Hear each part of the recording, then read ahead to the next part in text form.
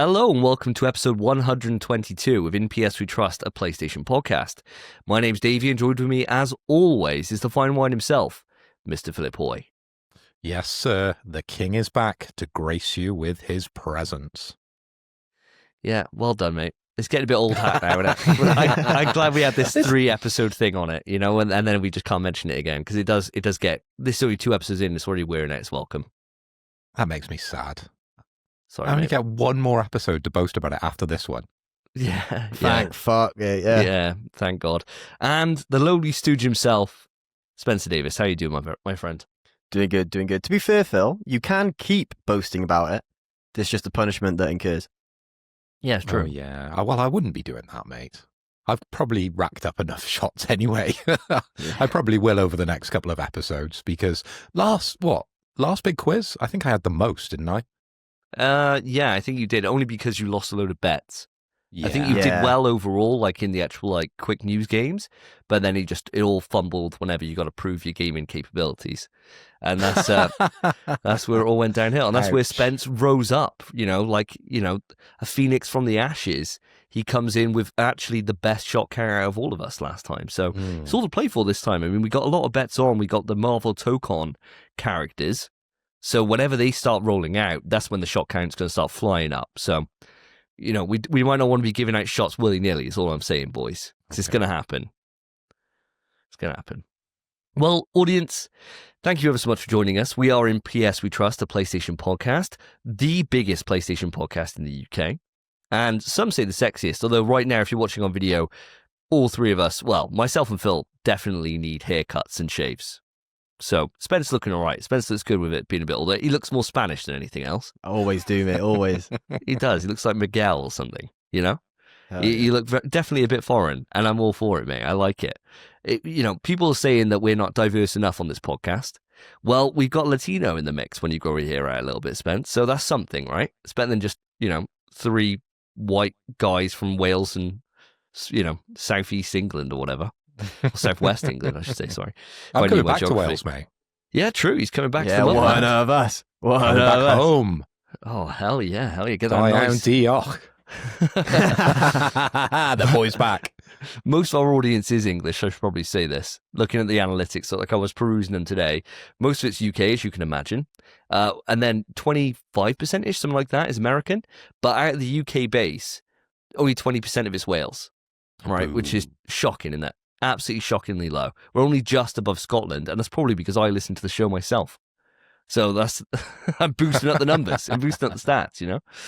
But audience, if this is your first time checking this out, what are you in for today? Well, you're in a typical run of the show in that we're going to kick off with a hypothetical question. Then we're going to saddle on over into what we've been playing, talk about all the games we've been ingesting over the last 2 weeks. Then we shall move into the quick news, and we got 2 stories each to bring to the table. And then we shall end on our topic of the show. And today's topic of the show is Wolverine. It is a big speculation cast that we're doing today, because last time on episode 121 we were talking about the state of play and Wolverine came up, and next thing you know the conversation starts wanting to go off into who can the bad guys be, what do you reckon the gameplay is, all that kind of stuff, and we parked that and saved that for this episode. So that is to come later in the show. If you want to skip ahead to any particular point, all the timestamps are in the show description, so just go down and check them out. You don't have to listen to us rattle on about absolute bollocks for forever, but that is where we will kick our show off, is with absolute bollocks. And this question, this one might be a bit risky to bring up on a podcast, I got to say. And this is because me and the missus were away for 5 days recently. We just came back and we were doing nothing but drinking. And you know the conversations that come up when you're out on the Raz, and they're things that generally you don't want to repeat again. But this one was a brain tickler. And I think it's sensitive matter, so I'll preface this straight away. This would be like a trigger warning thing for people. Some of you aren't going to like this, but these are truths, or potentially not truths. These are things that I just want to know what your guys' opinion is. I don't think there's a right or wrong on this. So we're going to kick it off. Okay. That's all. So build that up, haven't you? I am building it up. Risky for a podcast. I would say so. We go through some, strange topics on this podcast. We've done We do. 121 episodes before this one. And there's been some dirt thrown about. There's been some strange topics we've talked about. And this one is going to be risky for our podcast. Oh, God. Yeah. To be fair, Help us. I think the worst controversy we've had so far was me saying I don't want to see any more God of War trailers. Yes. Yes. That did give us the most heat of anything we've It ever did. said on the podcast. to be Yeah. fair. Yeah. Well, And Davey going on about that weird skeleton man. oh yeah. Oh, yeah. yeah. People last, hated that last one. episode. Yeah, we got a lot of heat off that. Well, this one, prepare yourselves, boys. So here's the question, right? If a man gets a gender change and becomes a woman, Wow. and he fancies women, so he decides to get into like a lesbian relationship with a woman, who's Is he gay in this scenario? Is it the woman, the biological woman, who is then sleeping with the male to female transgender person? Is it both? This is it. It's an absolute brain tickler. And I think from the other side, if you put it to male, so a female to a man, it works.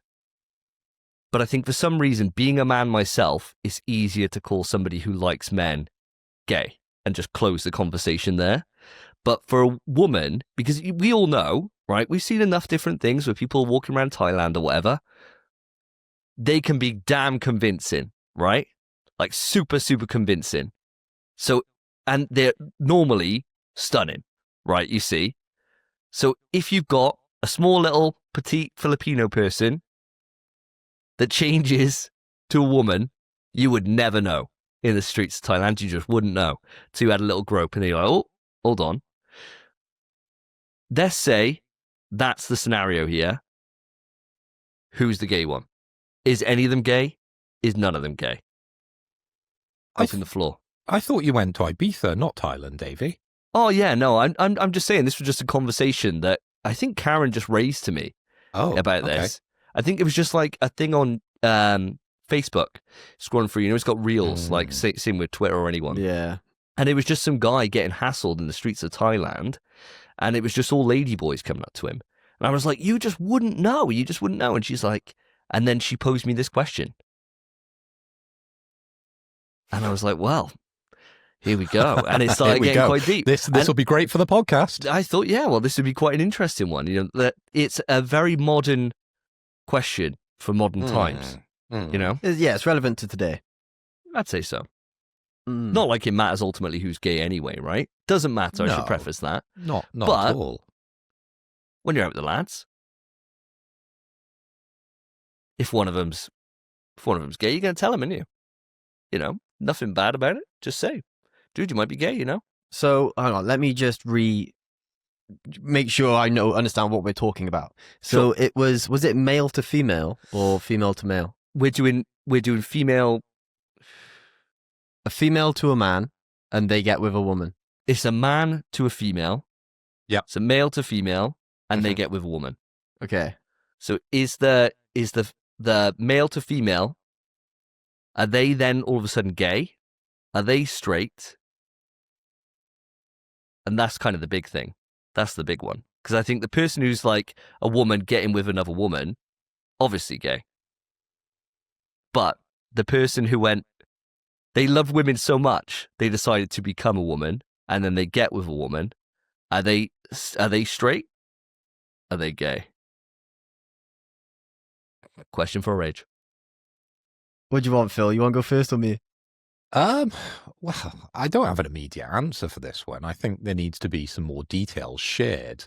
But there was recently a news article. I don't know if you picked up on this one, Davey, seeing as you seem to be scrolling through, Facebook, and that algorithm has picked up, and you see a lot of this news getting pushed towards you. Probably, yeah. But there was an incident, I believe, where a trans person had sex with a male.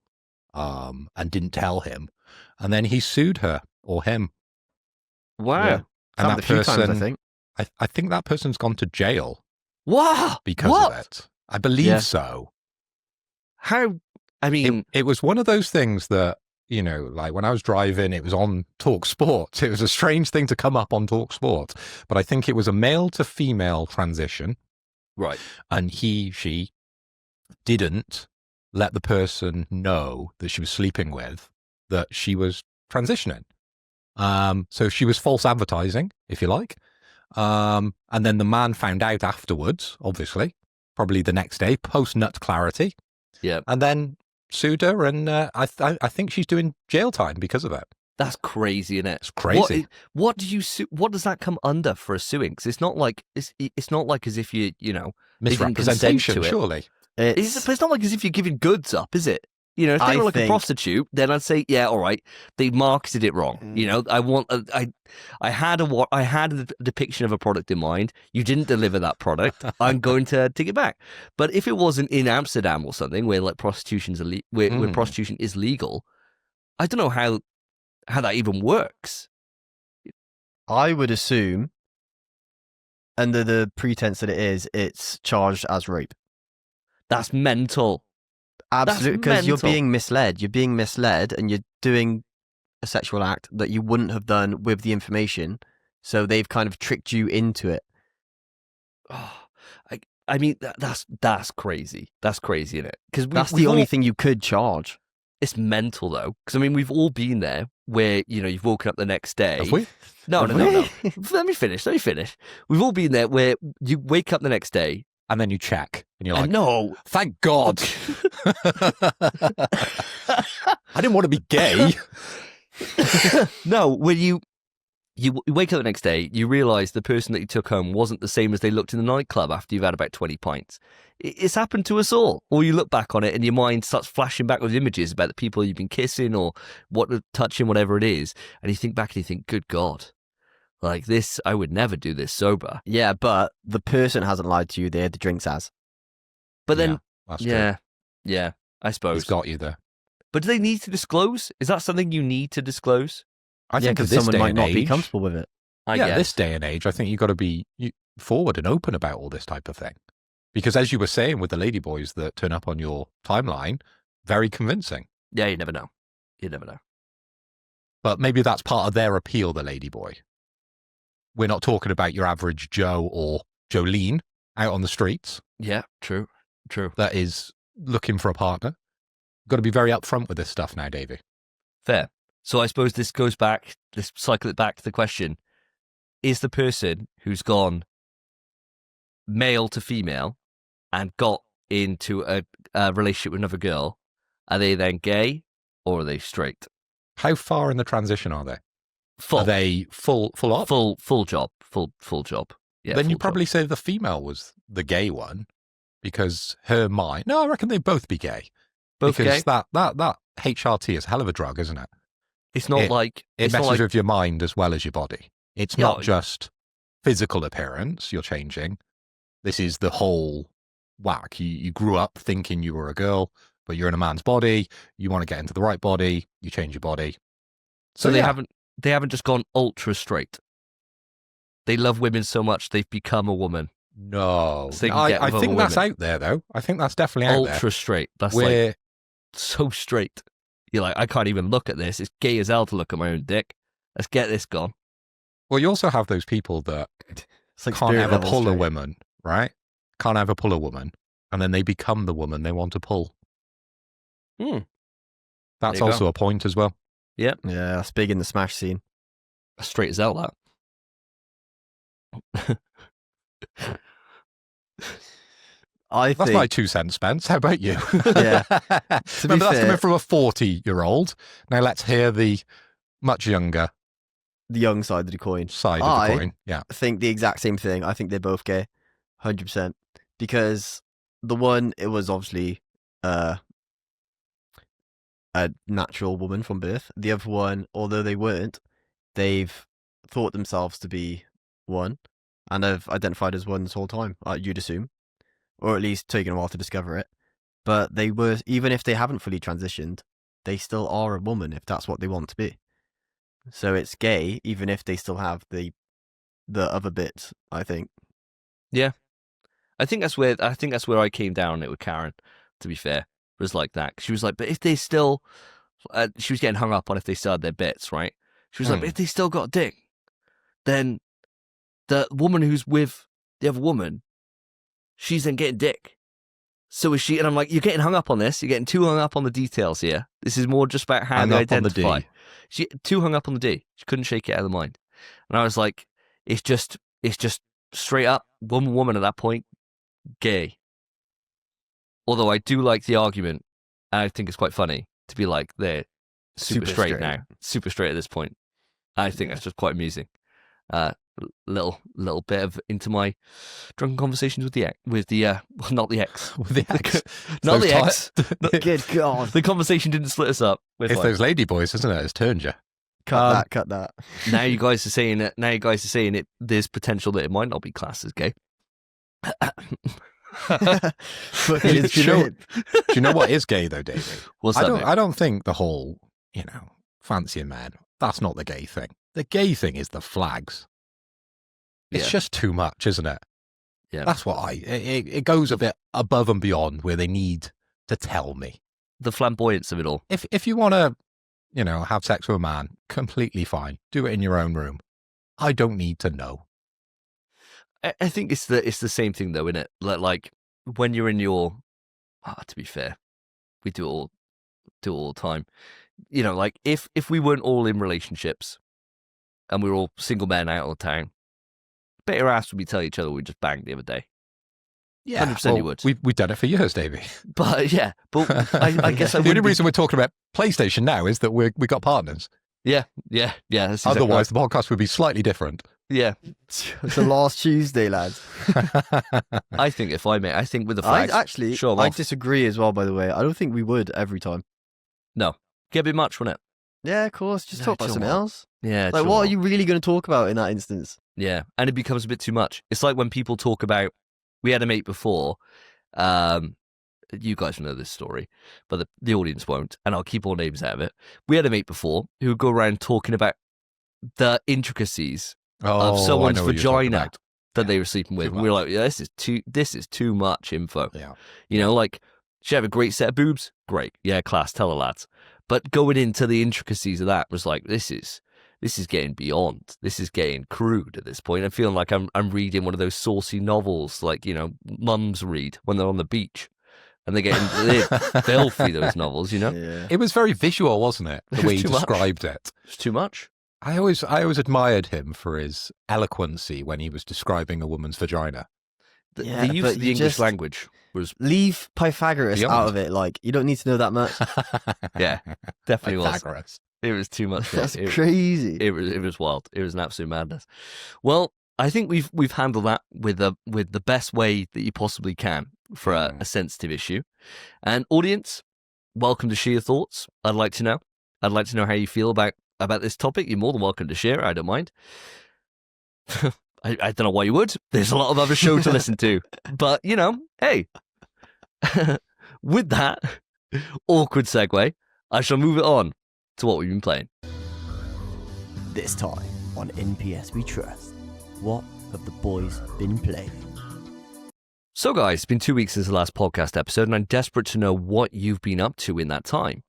Spence, I'm going to start with yourself. What have you been playing, my friend? Sure. So the first one I'll talk about, because I've not actually played it much, but I've remembered why I didn't like it as much as a kid, so that's why I'm going to mention it. So I wouldn't even go into it first. I have started, I don't even know if I'll continue just yet, but I've started Devil May Cry 2. Oh. And I beat DMC 1 a little while ago, and I wanted to get the platinum on it. But the platinum on the DMC games is a daunting task. I do still want to do it. However, I just wasn't in the mindset for that, because my next run is on hard and I can't lose a life. I have to beat the whole game kind of flawless.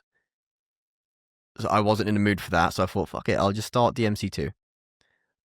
DMC 2 is by far the worst one. When DMC 1 came out, everyone complained that the guns didn't feel like guns. So in DMC 2, you can literally just spam square, which is the guns button, and no enemy can touch you. They just float in the air and just keep getting floated up by the bullets until they die, and they do ludicrous damage, and it's the best way to play the game because you just run through everything, just shooting everything. It's Devil May Cry on turbo easy mode. So for that reason, I'm not enjoying it as much. And the combat feels a bit slower, but you can run on walls in this one, which I don't think I ever did as a kid, and it's nuts. Like, it's proper fluid, and you proper, like, if there's a tunnel, you can jump on the wall and hold X and you'll run around it. It's well bloody cool. It's surprising they did that at the time. But it's definitely still the worst one, and you can tell immediately when you play it. But I am enjoying it, and I probably will get through it. Have you boys ever played this game? Yes, and I've got very fond memories of the Devil May Cry series. And I think you've just spoiled Devil May Cry 2 because I've looked up the Metacritic, and guess what? 68% Metacritic. And you are right, it is one of the lowest of the Devil May Cries, with the highest actually being the original Devil May Cry at 94% on the Metacritic. Wow, the original 94. Yeah, Bloody on hell. PS2, 94. Fucking hell. Wowee. So they were, making good games back then, but they dipped off with the Devil May Cry 2. So wow, they came back with Dante's Awakening, 84% on the Metacritic. So they came back a little bit then. Yeah. I've played it. I've only played it through once. I remember I played 1, 2, and 3 in short succession from each other. No, I didn't. I only played 1 and 2. Sorry, tell a lie. 3 came out on PS3, right? I think 3 was still on PS2. Was it? Might have fact I check can on that tell one. you now. I'm pretty sure it's 3 on PS3. The one Devil on May Cry, PS3 was DMC4. Was it? Devil May Cry 3, Dante's Awakening was PS2. Ah, well, there you go then. I played all the way up until the PS3. So it must just be the PS2 ones. And I played them back to back in pretty quick succession, years after the original one came out. I remember I got the original one as like a platinum for like £2 or whatever, and like game. It was like that far out. And I remember really enjoying number 1. Number 2, I was like, Jesus Christ, this is hard work to play. It just felt really boring. Just didn't feel like I had the same magic. And then 3, I can't even really remember, if I'm honest. 3 is great. One I remember quite fondly, just because of the kind of the tracking camera. I don't know if they all had this, but number 1, I just remember the tracking camera, mannequins, and it just being like stone walls and stuff everywhere. And I just remember it just being a cool aesthetic, right, and just being different. But yeah, 2, I just remember just being a lot of shooty, which is what you're saying. It's pretty much all I remember. They were definitely banging out the games back then, though, because Devil May Cry, the original, was 2001, okay? And they were all early 2000s. Devil May Cry 2, 2003. It didn't take them long to get Devil May Cry 2 out. No, and then 3 years later, Devil May Cry 3. But Spence, there is a selection of Devil May Cry games which are worse than Devil May Cry 2. Mobile Devil May Cry games. You've got Devil May Cry Peak Combat at 41 and Devil May Cry 4 Reframe at 65%. So don't bother on the mobile. I never would have anyway, mate. I didn't think you did. No, you are fine. But I tell you what, I'm glad I've gone back to it, and it is definitely a slog. It's easily the worst. I think I played for 10 minutes and turned it off because I was like, this is just a bit ass. But I love Devil May Cry, so I will get through it, and I will update everyone when I am a bit more through the game. But as it stands, that's all I've really got to say. It's just a bit of a letdown after the brilliant game of DMC1. Because I love that game. But the other game I've been playing, I actually purchased yesterday. And you boys already know what it is, because obviously I announced in the group chat immediately, because I thought, what a bargain. I searched up on Facebook Marketplace and found Puzz Quiz TV Special Edition for the PS3 with 4 wireless Buzz remotes for £20 bloody pound. What an absolute steal. Crazy price. Crazy price. And the fella lived 5 minutes away. He lived in, well, maybe like 10 minutes. He lived in High Cross. So, Even better. Absolutely amazing. So went and picked it up, took 2 minutes, got back home, worked immediately.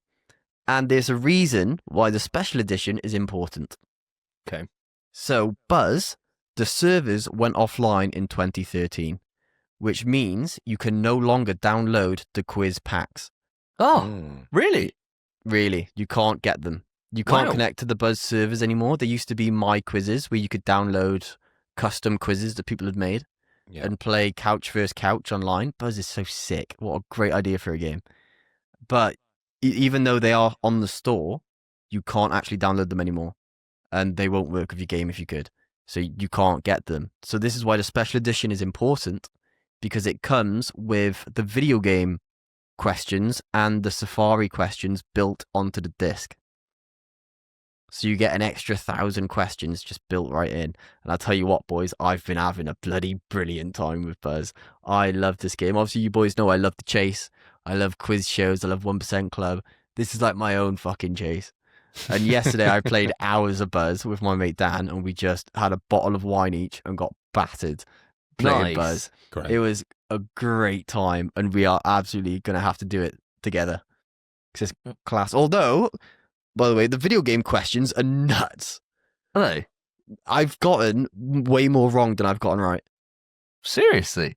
Yeah, but some of them are daft and some of them are nuts. So one of them's like, in which video game would you find the land of Homer?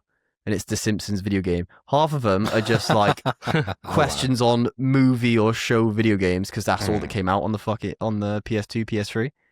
Like there was an abundance of them on there. There was, yeah. So there's loads of like Futurama, Family Guy, Simpsons, loads of that. There's like Tomb Raider ones.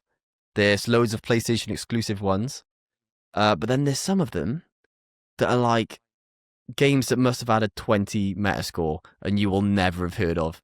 And it'll be like, in which part of the game did this character do this? And it's a character you've never fucking heard of. And the parts of the game are 4 answers that don't even make sense. And you're like, what the fuck? Wild. Absolutely wild. Still very fun. And it means you have to drink. So What's the platty like? it's now impossible because the servers are offline. Oh, It was damn the shame. first thing I checked, mate. Because I had Oh. 2 trophies pop, and I thought, I'm gonna look this up. Impossible. But if Oh. it was possible, because I did check, it was over 50 hours, which would fly by on Buzz, by the way. Yeah, But there was definitely. also a bug in the game to get it done in 15 Oh hours. wow, Which would have been very cool. would have been to do. nice. But I wonder if they've, the servers we used for Resistance Online. Yeah. I wonder if they got something similar for Buzz set up, because they're God, putting that'd be loads on sick. there. They're putting absolutely loads. They got all the Motorstorms on there now. Can't remember what their service is. Is it PS Rewired or something like that? I something think like it is that, right? Actually. Yeah, sounds about right, doesn't it? Yeah, and we were playing Killzone 2 online on there, and they were putting Killzone 3, and they had Resistance 2 on there. No, Resistance 1, but not Resistance 2 yet. And so we were buying like old PS3 games so that we could then use this service and play on it. I wonder if they're going to get to Buzz. That would be class if they do. And I doubt SingStar. it. SingStar would be sick. Yeah, I got all the SingStar mics and Buzz controllers down in my basement. So if you ever want to bust out some SingStar, just let me know. Got that there for you. Or if you want to borrow that to play that with Dan Spence for another drunken night on the wine. And I got like Rap Star somewhere knocking about, which was all SingStar but for rap music. And you could Of course create you your had own that. raps. Yeah, I made my own rap. That's the only one you played of it. Oh, I loved it, mate. Absolutely loved it. But yeah, I'll there's say, quite what a I've few. seen, there aren't any custom servers. Okay. Damn But shame. if you emulate the game on PC, which I'm not suggesting you do, fuck it, do it. You can get the quiz packs and install them on an emulator. Ooh. So That'd that's be a way quite to fun. get all the quiz packs. But it might be, actually, they work over like just an adapter. You could probably use the actual buttons. Or maybe, Yeah, maybe yeah. that might be worth a go. Yeah, I reckon you could make I'll that look work into easy. that and I'll let everyone know next episode. Fantastic, mate. Fantastic. Glad to hear it. Glad to hear it. And so is that all you want to talk about today? Shall we saddle it over to Mr. Philip Hoy for the Death Stranding 2 update? Absolutely, mate. I'd love to hear it. Go on then. Mr. Hoy, where you at these days? Well, Davey, I normally say I'm glad to ask, but you didn't let me ask any questions about Buzz to young Oh, Spencer. sorry. No, please go be my guest if you got any burning questions. And what I was going to say, Facebook Marketplace, it's great when they're just round the corner. Because Oh, there's yeah. been many a time where I've been sent on a mission to pick something up on Facebook Marketplace. And it's further than you think. You put in the postcode, it says Bristol. It isn't really Bristol. And you travel, and you travel, and you travel, and you keep looking at your watch and think, I got something on later. I got to be back. Yeah. Takes you to some weird places, Facebook Marketplace, doesn't it? It can. Yeah. But Buzz, where was it during COVID? That would have been Oh. the best time ever to be playing Buzz online. They should have just brought it out around that period. Got something cooking, right? Got something real simple going on as a downloadable. Distributed it during COVID. It would have been so popular, and it might have brought the series back. But it does make you wonder though, doesn't it? Because like the start of the PS4 gen, they were still riding this wave. So there was like TV Superstars or whatever. I think that might be a PS3 one. But there was like multiple games. I remember going around to yours, Phil, when you first moved in with Laura, and you had a couple for the PS4, I think it was. And there was an app that we had to download and sync it up. And that was also how you could play SingStar and use your phone as the microphone. And they had all these different cool things. They don't do any of it now. And it does make you wonder. I wonder why not. Maybe it's just licensing's too much when it comes to like songs for SingStar, or just why they decide to give up on the party vibe. Because people still do get together, and it is still in people's living rooms. So why wouldn't you have it for that Christmas moment, or for, like you say, if there's another viral pandemic? Yeah. Think Get of it the ready, future, right? Yeah, Buzz get it ready. developers. But didn't they back in the day release Buzz as part of like, an add-on for a PlayStation 2, for example, or a PlayStation 3? They would like bundle it up, wouldn't they? And SingStar. Mhm. It was Yeah, yeah. like games that people would buy a whole console for just to play that one game because they wanted to play some party games. Yeah, I suppose the difference was, when you're talking about PS2, right? PS2 especially for SingStar and iToy and things like that. Yeah. It was 140 odd million PS2s knocking about, a majority of them being used solely as a DVD player. So that's a perfect thing then to be able to have, like your grandma might have a copy of SingStar knocking about just from when she's socializing people at Christmas. Whereas these days, for like a 500 quid console or whatever, it's a bit of a tougher ask. A little bit more of a Yeah. risk, isn't it? Yeah, yeah. When I got my PS2 Slim and I bought it like on our intranet on a previous job, it had SingStar inside it. So the person I bought it off had only ever played SingStar. They'd bought the console for SingStar. Hell yeah. But yeah, It's just a party. It's a party starter, isn't it? I'd love stuff like that. If Buzz came out on the PS5 now, they could do new handsets that like synced with that adapter we use for the headset and the speakers or whatever. It could be the exact same adapter. New handsets. I think I'd pay a pretty penny for a new Buzz. This Buzz I'm playing, one of the categories is recent music. Wow. how Wow. recent is the music? 2008.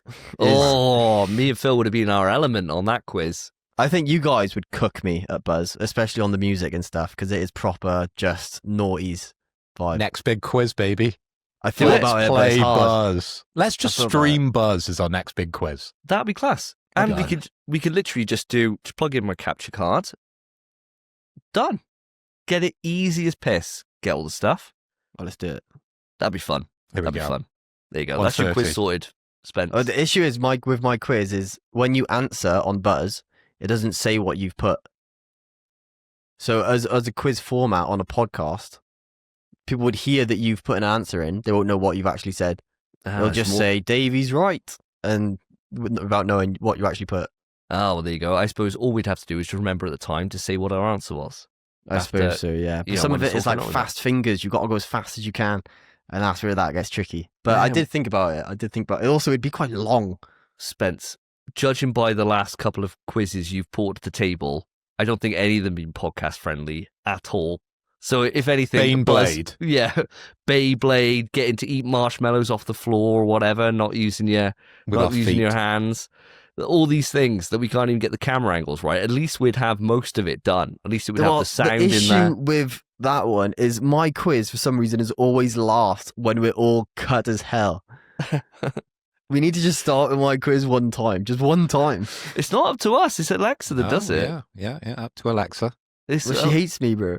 And what I could bring is That's You. That's the that's the PS4 one I was thinking That's of. You. Yeah, that's good, that Yeah. one. Let's just do party games. 1:30. Fine. There you go. Up for that. Great. Don't even need to make a Davey, quiz. you're Yeah, going to just go play SingStar, aren't you?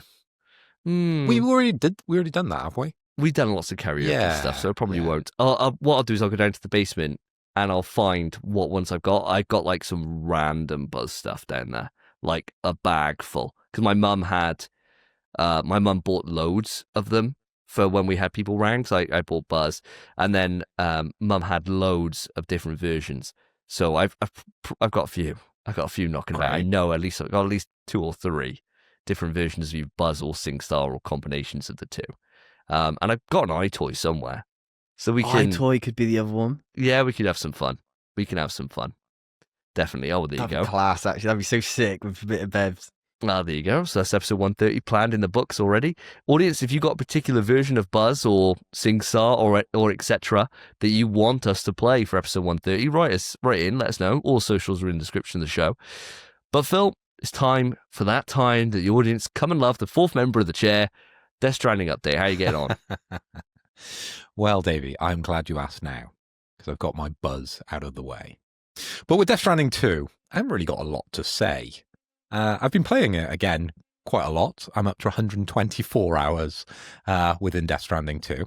And just to give you a little clue to where I am, because I don't want to give too much away, I've just upgraded the DHV Magellan, and I'm armoring up my van, which makes deliveries on said mounting much, much easier. I did a delivery earlier today on my lunch break, and I drove all the way up the mountain and then realized I didn't have the upgrade for the wheels on. And I was like, no. why is this so hard? And multiple times it fell down the cliff, and I reloaded my save and I heard the beep, beep, beep, beep. And I was like, what is going on? And I got to the Phantom Smith, I think it was, that I was getting to. And I was taking some bombs up. So they could explode at any point, right? And I was like, what is going on? I got to him because all the snow cleared. I was like, shit, I've just spent 20 odd minutes going up and down this mountain, all the different curves of the mountains to try and get over from the DHV Magellan over to the Phantom Smith. Couldn't get over any of them. I had to go all the way around to the little base at the bottom. Yeah. Make sure you're fully equipped is what I'll say. In Death Stranding, when you're going out on a delivery, make sure you do your prep, make sure you do your homework, make sure you scout out the land and take the proper equipment, because otherwise you'll be 124 hours into Death Stranding 2 and still nowhere close to finishing. Oh, mate. Well, I'm glad to hear you're still soldiering on. It's you got some fun stuff to go, and if you're just getting the DHV Magellan upgrades, there's some really cool ones that do really help a lot, especially when you're trying to get like the 5 stars on certain boss fights and stuff like that. Yeah. They really do come into clutch. The big thing I always had to try and remember is I would always have the DHV Magellan loaded up with like ceramics or, metals for when it comes to like building roads or, whatever. Yeah. But I'd always have to then remember I've got to make sure I got like all the other materials that he uses when he used the DHV Magellan for like any of the cannons or any of that stuff. And that was always then a struggle, being like, okay, I never need to upgrade my stuff because somebody else always upgrading my stuff, so I never need to take it to level 2 or whatever. And other people are always Didn't you do the roads? To level 2? Fuck no, not to level 2. Oh, level 2 roads are well fun. You can Yeah, fly down those roads. With this that is van. why you're 124 hours in. Mate, It takes I've been so much resources enjoying for it. that. I've been doing everything in the game. Fair enough. Well, I'm not just a trophy hunter here with Death Stranding 2. I genuinely enjoy the game, and I'm doing pretty much everything it throws at me. fair enough, mate. I'm not holding back. I respect the grind. Well, speaking of grind, and you mentioned trophies, audience, it's a couple of weeks old news now, especially for these lads. I told them on the day off that I did it. I have finished Death Stranding 2, and I've earned myself the Platinum Trophy. Ooh, that's a platinum. I can't remember my exact time now. It's somewhere in the 90s, I think, in the late 90s, or maybe 102 hours, something like that, to get my platinum. Really enjoyed it. Sticking with my 9 out of 10. Absolutely fantastic game. Couple of issues with the story, but I've trodden that ground quite a bit. It's fantastic, and I'll look forward to when we can let the shackles off as soon as Mr. Hoy wraps his journey with Death Stranding 2, whenever that may come, and happening. we'll talk about it. It's not happening. Yeah, probably I'm still just be going to playing at continue PS6. playing this game. Yeah, yeah. There's enough content there, though, mate, right? You've missed out on quite a lot of content that I've been playing with this game. And quite a lot of enjoyment in this game. You've just looked at the trophy list and you've just like beeline for that platinum trophy. What? And to the surprise of no one, you've obviously finished the game before me. I definitely have not. I did every bit of content the game has to offer other than Upgrading your roads to level the road 2? from 1 to 2, which, by the way, audience, all it does is gives you like a 20% extra speed and a little shelter above, which you never need to worry about a shelter ever on the road. Looks cool, though. Does look cool. Yeah, it does look cool. It does look cool. Really cool. It does look cool. I didn't feel like it was worth it for me. If it gave you the auto drive function, right? So there's an auto drive function on the cars, right? And the problem is, if you use auto drive, it turns off boost. So it just takes fucking forever to go anywhere. If the level 2 road gave you the auto drive function and boost stayed on, I probably would have an incentive to do it. But with the 20% extra speed, the amount of time it would take me to upgrade the roads to level 2, I'm like, this is just not worth my time doing. And fortunately, other people have been really nice and they've been upgrading them to level 2 for me. So that's probably you. Yeah. So thank you very much. So that did help on certain stretches. I'm not gonna discount it. It really did help. But yeah, and audience, I would love to talk to you about all the other games we've been playing. I've got Ghost of Yoti there. Currently uninstalled. I haven't even unwrapped it yet because I'm working my way through Chronos. But I don't have too much to say at this point. Next time I will, because the quest that I'm on at the moment is I'm just about to unlock the gravity jump. So I'll be able to do that upside down thing. So I'll be able to tell you guys about that. At the moment, I've just had very stressful enemy encounters. Shotguns with me all the time now. Like, it's a necessity. And I hate myself using it every time I have to. But I don't really have too much to say here at this point. Next time, I'll probably finish the game. And I'll be able to spill more beans. But it has brought me on to the final game that I want to talk about. And then we'll loop back around to yourself, Phil. Because I realised that I've skipped one of your games. And didn't want to hear what I said about Buzz, and now you've skipped one of my games. Sorry, mate. Sorry, I'm not slowly doing this cut out of this podcast. I'm so sorry. And this will not take long. And I been on holiday, and I took my Vita with me, and I thought I'm going to play a shitload of games right while I'm away on the Vita. I installed loads of games on there. Thought finally I'll be able to finish Tearaway, which I've been slowly working through for the past number of holidays. Very average game. It's dog shit, mate.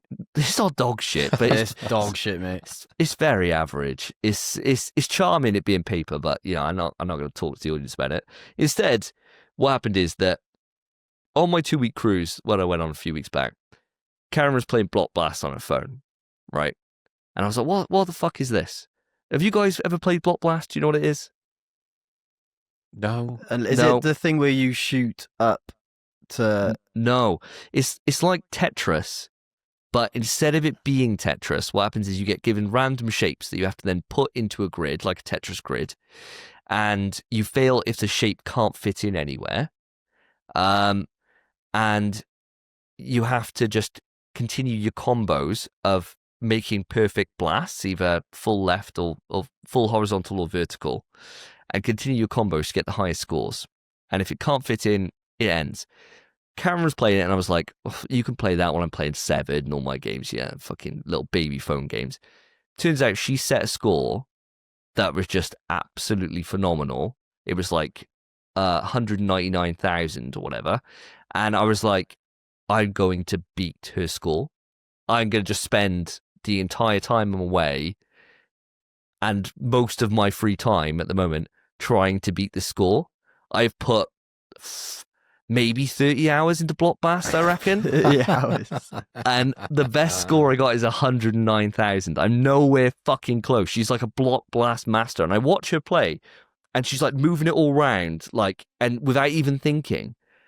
And my brain cannot cope, and I'm too committed to give up. I'm too fucking competitive to let her win, and she is smoking me. And every time I'm setting my own high scores, she's like, what you want now? I'm like, 109,000? She's like, oh, well done. She turns her phone around. At that moment, she's 136,000. And it's like, I've been playing for 20 minutes.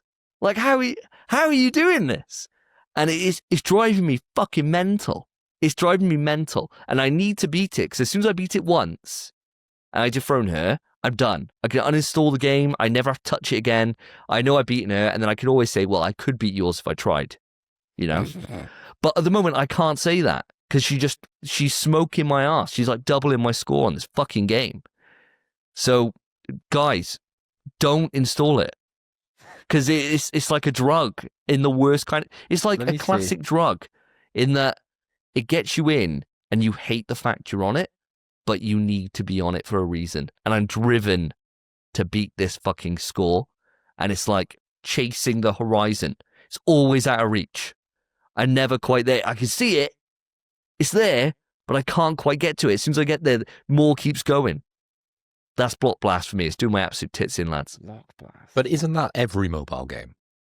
Probably. The way you've described that game. Surely you could just pay a nominal fee to get a booster or something for your Block Blast to be able to beat Karen. Or maybe that's what she's done. Well, there is a revive button when you die, right? And you can watch ads and revive and the game continues. But she's promised me that she's not used that revive button. And so I will not use it. And so I'm like, well... Because I can't, if I beat it with the revive, I'm cheating myself. It's only myself that I'm cheating. I'll know. You know? It would be like going onto a trophy platinum service and getting them to unlock fucking super solid platinum, like Devil May Cry 2 or whatever. I'll know I didn't earn that. And that's not what it's all about. I need to beat it to beat her. So I can lord that over her. And it's done. And I don't know why, it didn't start like this. But it's turned into that after 40 odd hours or whatever of Block Blast hell. And I'll put it that way. I'm not a mobile phone gamer. Never play games on my phone. The only game I've played on my phone in recent years is Dead Space Mobile. And that was great. Block Blast is Block Blast, bro. Don't do it, lads. Don't do it, lads. Take this as a warning for you all right? Block Blast. Yeah, sorry to bring up something like that on the show. I'm sorry to bring the tone down to such an extent. But Phil, bring us in strong. What's the final game you want to talk about today? Well, let me finish you off. Well, talking about mobile games, I've been playing a game kind of on the move. I've been playing it on the Portal, and it's a nice lightweight game that Sony seem to be pushing quite hard. It is, of course, Sword of the Sea. So this is the 2025 adventure game by Giant Squid. You've probably seen this pop up when you've been on your PlayStation, because as I said, it seems to be everywhere. You go on the store, it's there. Like you go on your PlayStation, it seems to be there. You open up the PlayStation website, seems to be there quite often. The player assumes control of a character called the Wraith, and you ride on a hover sword to restore life to a barren wasteland. Now this game, it's got a unique style to it, but it's gorgeous, absolutely beautiful to view. And viewing it on the Portal does not let it down, even though I am playing on the PS5 Pro, which, to be honest, I don't know if there's any enhancements there. It has the most flawless water graphics that I have literally ever seen. And you guys need to check this out, because part of the game is that you're in a big desert and you go to certain areas. It's a bit of a puzzle game, and you unlock certain areas, and then water sprouts out and covers the deserts, and certain animals get released, and you can ride on the backs of animals. It's a very wholesome game. Now, I've been playing, as I said, on my Portal for a number of hours. It takes 3 hours to complete, so I'm near enough there to complete the story, but it's a 9-hour platinum, so might be something to consider, Davey, when you finish Block Blast.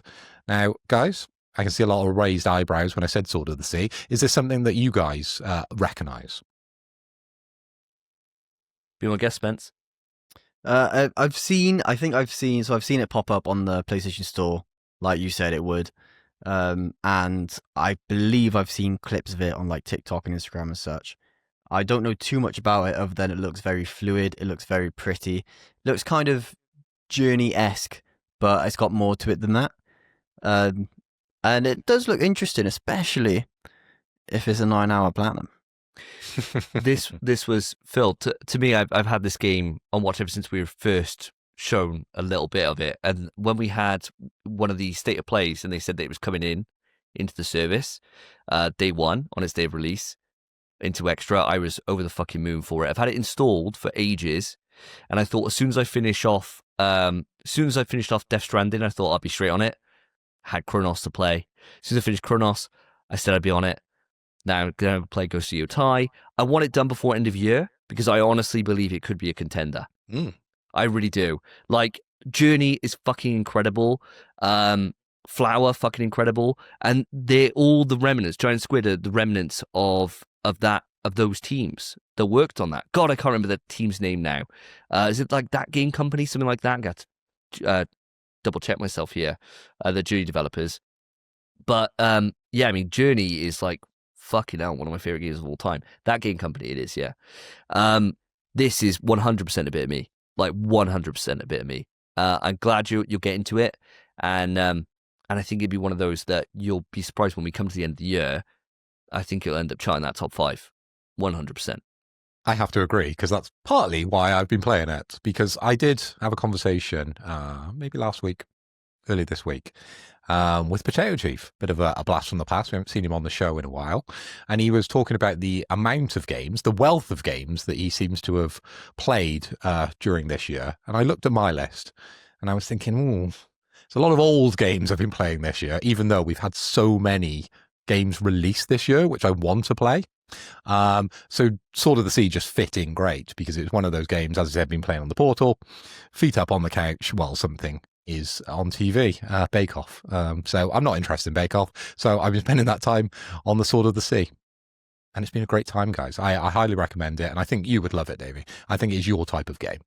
Yeah, I'm really, really looking forward to it. I've had it installed for a while. It's just, I got to find that right moment. And I think after something like Chronos is serving as that kind of palate cleanser after a big adventure like Death Stranding before I get into Ghost. So I think like after Ghost, I don't think it would take me that long. Like people are putting out Platinum Times being like 40 odd hours, which sounds great for Ghost of Yoti.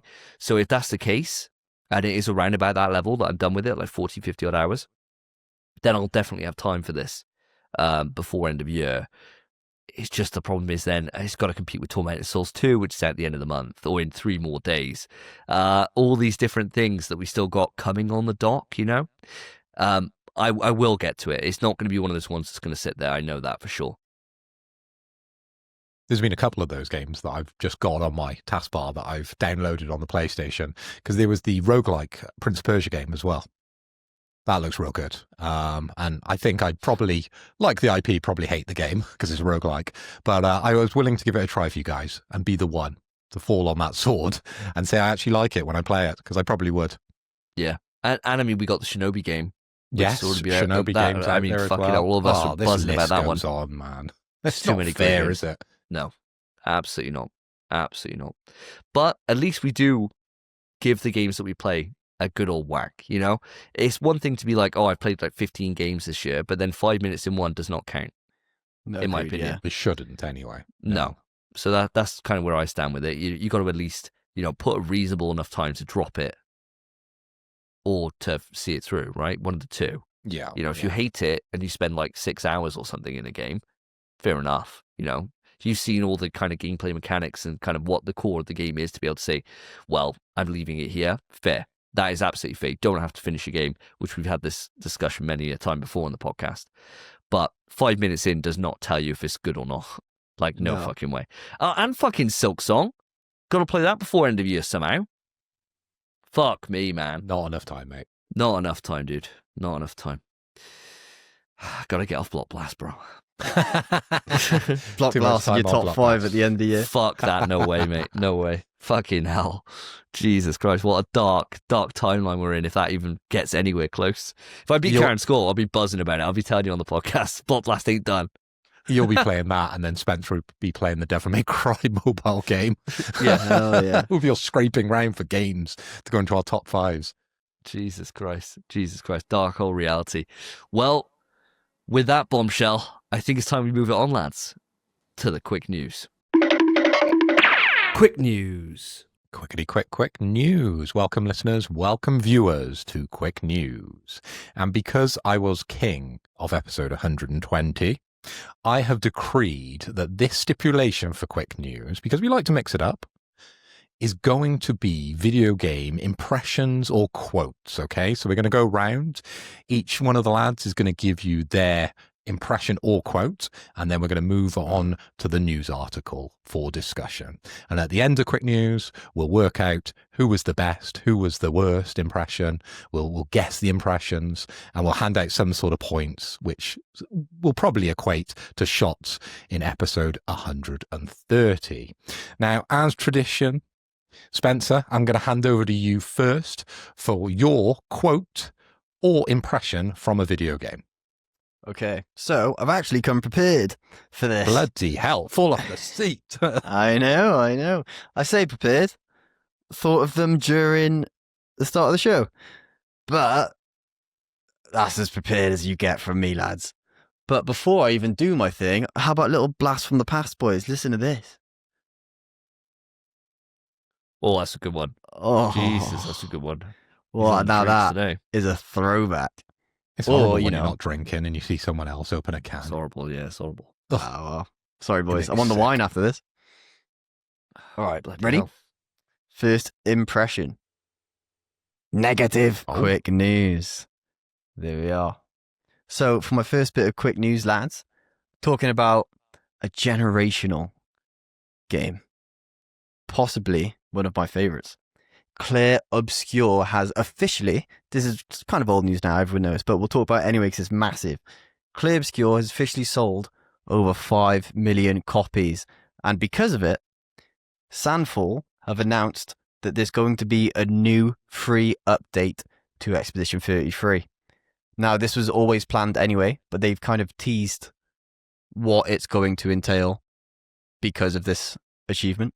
And what it will entail is a new playable environment, taking the characters of Expedition 33 to a brand new location with new enemy encounters and surprises to discover.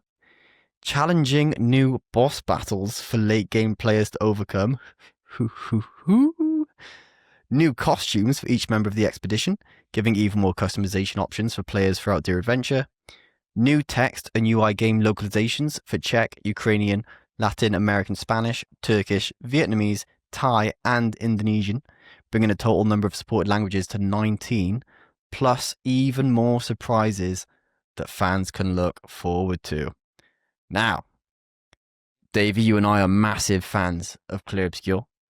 So first, I'm going to come to you, Phil. You haven't played this game yet, as far as I'm aware. If you tell me you have, it would blow my mind. That would be amazing. But does this kind of entice you in a little bit? Does this make you want to jump on the Clair Obscure bandwagon? Imagine, right, if I'd held this back. Every time we talk about what we're playing, I talk about Death Stranding. And it's a little bit of, what do they call it in Magic? Where they say, hey, look over here, because there's something else happening in the background. Oh, yeah. Misdirection. It's Misdirection. called misdirection, that's isn't it. it? Yeah. Penn and Teller do a lot within their stage shows. Death Stranding, look at the shiny, but secretly, I'm playing Clair Obscure. Wouldn't that be an amazing thing for me to do? It would. We would. Well, I haven't been.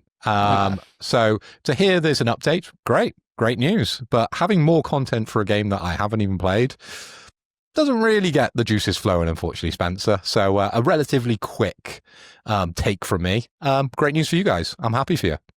That's fair enough, mate. Fair enough. I just got to say, mate, please play it. Before end of year, please play this game. Before It's end so of good. year, Mate, I'm playing Ghost of Yoti after Death Stranding, mate. sack it off, play Clair Obscure instead. But I can't speak on Ghost of Yoti because I've not played it. It might be a comparison. I doubt it, but it might be. Davey, mate, you're as big a fan of Clair Obscure as me. What do you think about this? Fucking buzzing, mate. Absolutely buzzing. This is exactly what I want. You know, some extra little juice I can go back into. It does get me a little worried, though. And this is one of those things. And the reason why I'm a little bit worried about it is because I ended my run in a New Game Plus after fighting the first mine. Oh, yeah, because you So- have to go back for the trophy. I did.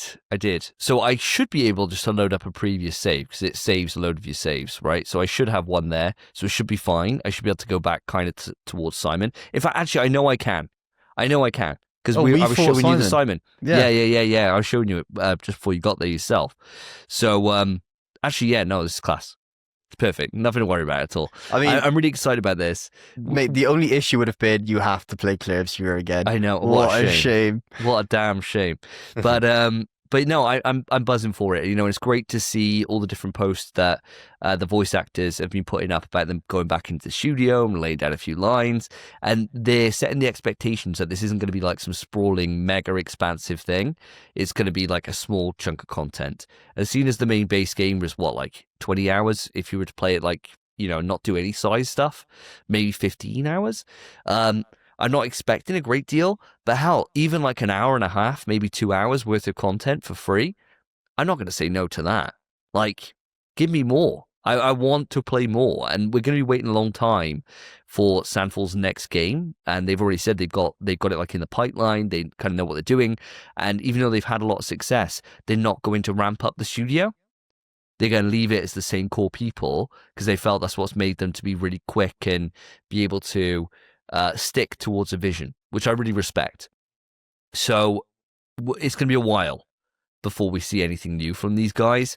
So if they got something just to pan back to the fans because of the amount of success that this studio has achieved, and it's just won its first Game of the Year awards at I think it's the Taiwan, something like that, Game of the Year showcase that they had over there. So it's the first of many, I'm sure, that it's going to achieve this year. So really well done to them. And yes, this is perfect news, mate, for me. Absolutely perfect. Right there with you, pal. Hell yeah. I'm so keen for it. Obviously, there's not too much more we can talk about. But just super excited. Super excited. And listeners, if you've not played Clear Obscure, I don't know how much I can say it. Please, for the love of God, play it. It's so good. So good. And if you have played it, write in. Let me know what you think. I'd love to chat about it. I'd love to. Right, but anyway, bit of quick news that we might fly through this, boys. Moving on, Davey, give us a bit of news and give us your impression and/or quote. Okay, here we go. My quote and/or impression is: "A man chooses, a slave obeys.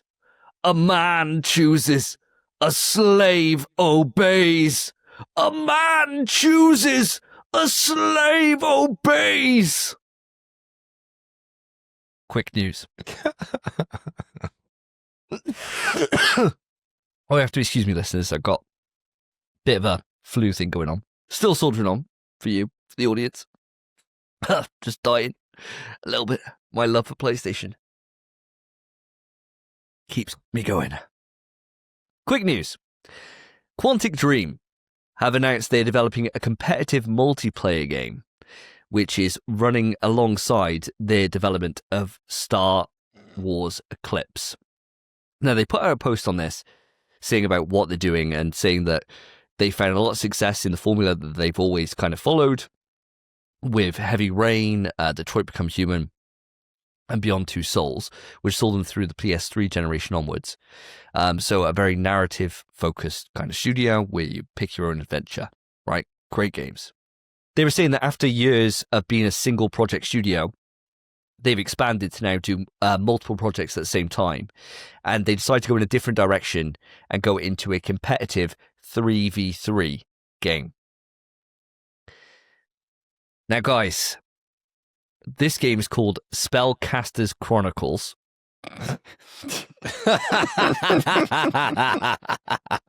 Been trying to keep a straight face because I knew this was coming. Have any of you guys seen the trailer for this?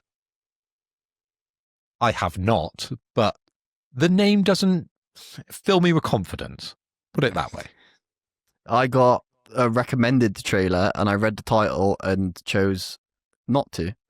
So no. So I, for my sins, have watched the trailer and it looks fucking gash. It looks terrible, right? This is the write-up from them on the Twitter post where I saw this trailer. Cast, fly, fight, cooperate. Intense 3v3 action strategy battles. Summon hundreds of creatures, cast devastating spells, and call upon the might of Titans to rise as the most powerful member of the community of spellcasters and shape the fate of the world together. Basically, the entire thing is they've merged a kind of real-time strategy component of raising armies and raising units, alongside the fact that you're flying around doing your own shit, raising spells, summoning Titans to fight it out. It looks generic as piss. like really generic. And even though they've put these two like kind of competing things together, where like you got maybe like a kind of Marvel Rivals style alongside this whole like army building thing, I don't like Rivals, right? I don't like Marvel Rivals. We got a lot of shit for saying that back in the day, especially comparing it to Concord. Say how much we like Concord. I don't give a fuck about this. Like, this looks fucking bollocks. I'm much more interested in their Star Wars project, Star Wars Eclipse, which they got nothing new to share about. So it's just like, to me, this feels like, and it's kind of a tricky one to say, right? Because I'm all up for giving developers chance to flex and to try something new. But much like when we were talking about when PlayStation were going to live service, and you're thinking, why fuck with a good thing? This is the exact same thing. Like, they're talking about in their post about how they want to strike something new, find that they got to put their best foot forward, that it's a very competitive space. How do you stand out? You don't stand out by making something looks like this. You just don't. It honestly, it just looks like such a fall, even before anyone gets their hands on it. I honestly, this could be one of those things that flash forward 6 months' time I'm eating these words, I cannot see it. No. I really can't. I mean, how does the idea of a team that is so focused on a narrative experience striking out new ground into a competitive multiplayer game, how does that sit with yourself? Spence, I'll come to you first. Mel, it's one of those things, right, where, like you said, don't mess with a good thing. Sure, I don't think their other titles were massive. I think they all had niche audiences, but they're enjoyable games, and I've loved all those games. Like Heavy Rain, I'm sure it's a meme. I love it. It's so good, Heavy Rain. And I think I was talking about it yesterday, about playing it again soon, because it's always in my mind, Heavy Rain. It's just one of those games you don't forget, and all those games are other than maybe Beyond Two Souls, you kind of don't forget about those experiences. Beyond Two Souls was just a bit weird, really, but they did a good thing, and they were doing a good thing. This, surely, Spellcaster Chronicles is a working title. It can't be the official title. If it is the official title, they've just they've just been lazy, is the only way to put it. They've had an idea and thought, how do we accomplish this with the least effort possible? And that's what everything you said, and just the title of this, that's what that strikes me as. And it might just be them trying to find their footing in a different genre, see if they're capable of it, and then maybe commit to it more afterwards. Maybe just try get this one out on the cheap. But why would you do that? It doesn't make a lot of sense. And also, something just always irks me about the term spellcaster. It's such an awful name. I hate it so much. And sure, it's fine if you play as a spellcaster. It should never be in the title of the game. It's like if it was Harry Potter, the wizard. You know, the wizard stories.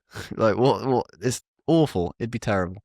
So I'm just not about this, man. Make Heavy Rain 2. Heavier Rain. Heavier Rain. Heavier Rain. Nice. On the beach. Rain. I like that.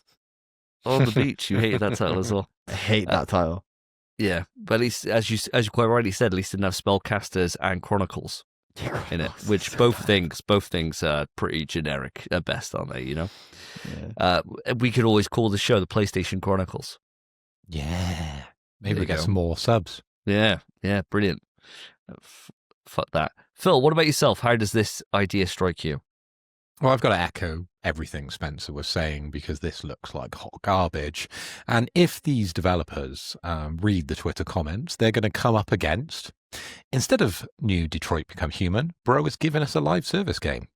So you ditched compelling story and given us a 3v3 live service. Most generic, low-effort nonsense I've seen in a while. Twitter comments can be brutal, but they're the truth. They are. And the truth hurts. The truth hurts, right? And the only thing I hope, Spence, is that you're right. It's that, you know, that this hasn't cost them a huge deal. But the one thing it's going to cost them is time. You don't get time back. It's the thing that keeps on Keeps on ticking That's what on. you think, but also like they probably haven't said. But what if it's all just being made by generative AI and it's not taking them much time at all? The title sounds like it, doesn't it? Yeah. Yes, title mate. does. Yeah. It's like Yeah. they put it in ChatGPT and I'm just like, yeah, That'll do. That'll That'll do. do. Usually you revise a prompt after you get it back, but they thought, yeah, No. that'll do. Yeah, cheers. This Do you want is to make the great. game as well, ChatGPT? AI is never wrong. Never wrong. Let's use this. But yeah, it just, to me, it just feels like a misstep. I mean, am I going to register for closed beta? Fuck no. Absolutely not. I know this isn't for me from the moment I saw it, right? Regardless of how it actually looks visually, I don't care about raising armies or any of this bollocks. I don't care. I've moved on from the days of like Age of Empires 2. I don't need to do that kind of thing. So it's certainly not for me. But hey, if people try it and they like it, more power to them. But no matter what, it's not going to be a game that I'm going to give any thought to at all. And judging by what you brought to the table, Phil, with the Twitter comments, looks like I'm not alone in that opinion. No, sir. Yeah, no, bad times. But speaking of bad times, Phil, give us your impression. Well, Davey, stay a while and listen. I've got some news about Ghost of Yoti. Now, guys, Ghost of Yoti delivers a strong opening in Europe, with the launch sales in line with Ghost of Tsushima. It narrowly missed out on the top spot from EA FC 26, and I can confirm it is the biggest first-party PlayStation launch since Spider-Man 2. So congratulations to Ghost of Yoti. Still didn't beat FIFA though, did it?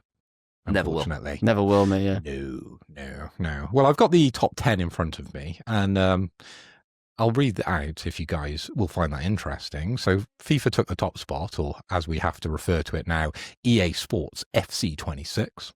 Ghost of Yoti came in at second. And number 3, Spence, you might be surprised with this one. It's the Digimon story, The Time Strangers. That's nuts. Yeah, it's come in strong. And this is the top 10 in revenue for the week ending October 5th. And then after that, you've got Super Mario Galaxy 1 and 2. Final Fantasy Tactics, which I'm still interested in. Borderlands 4.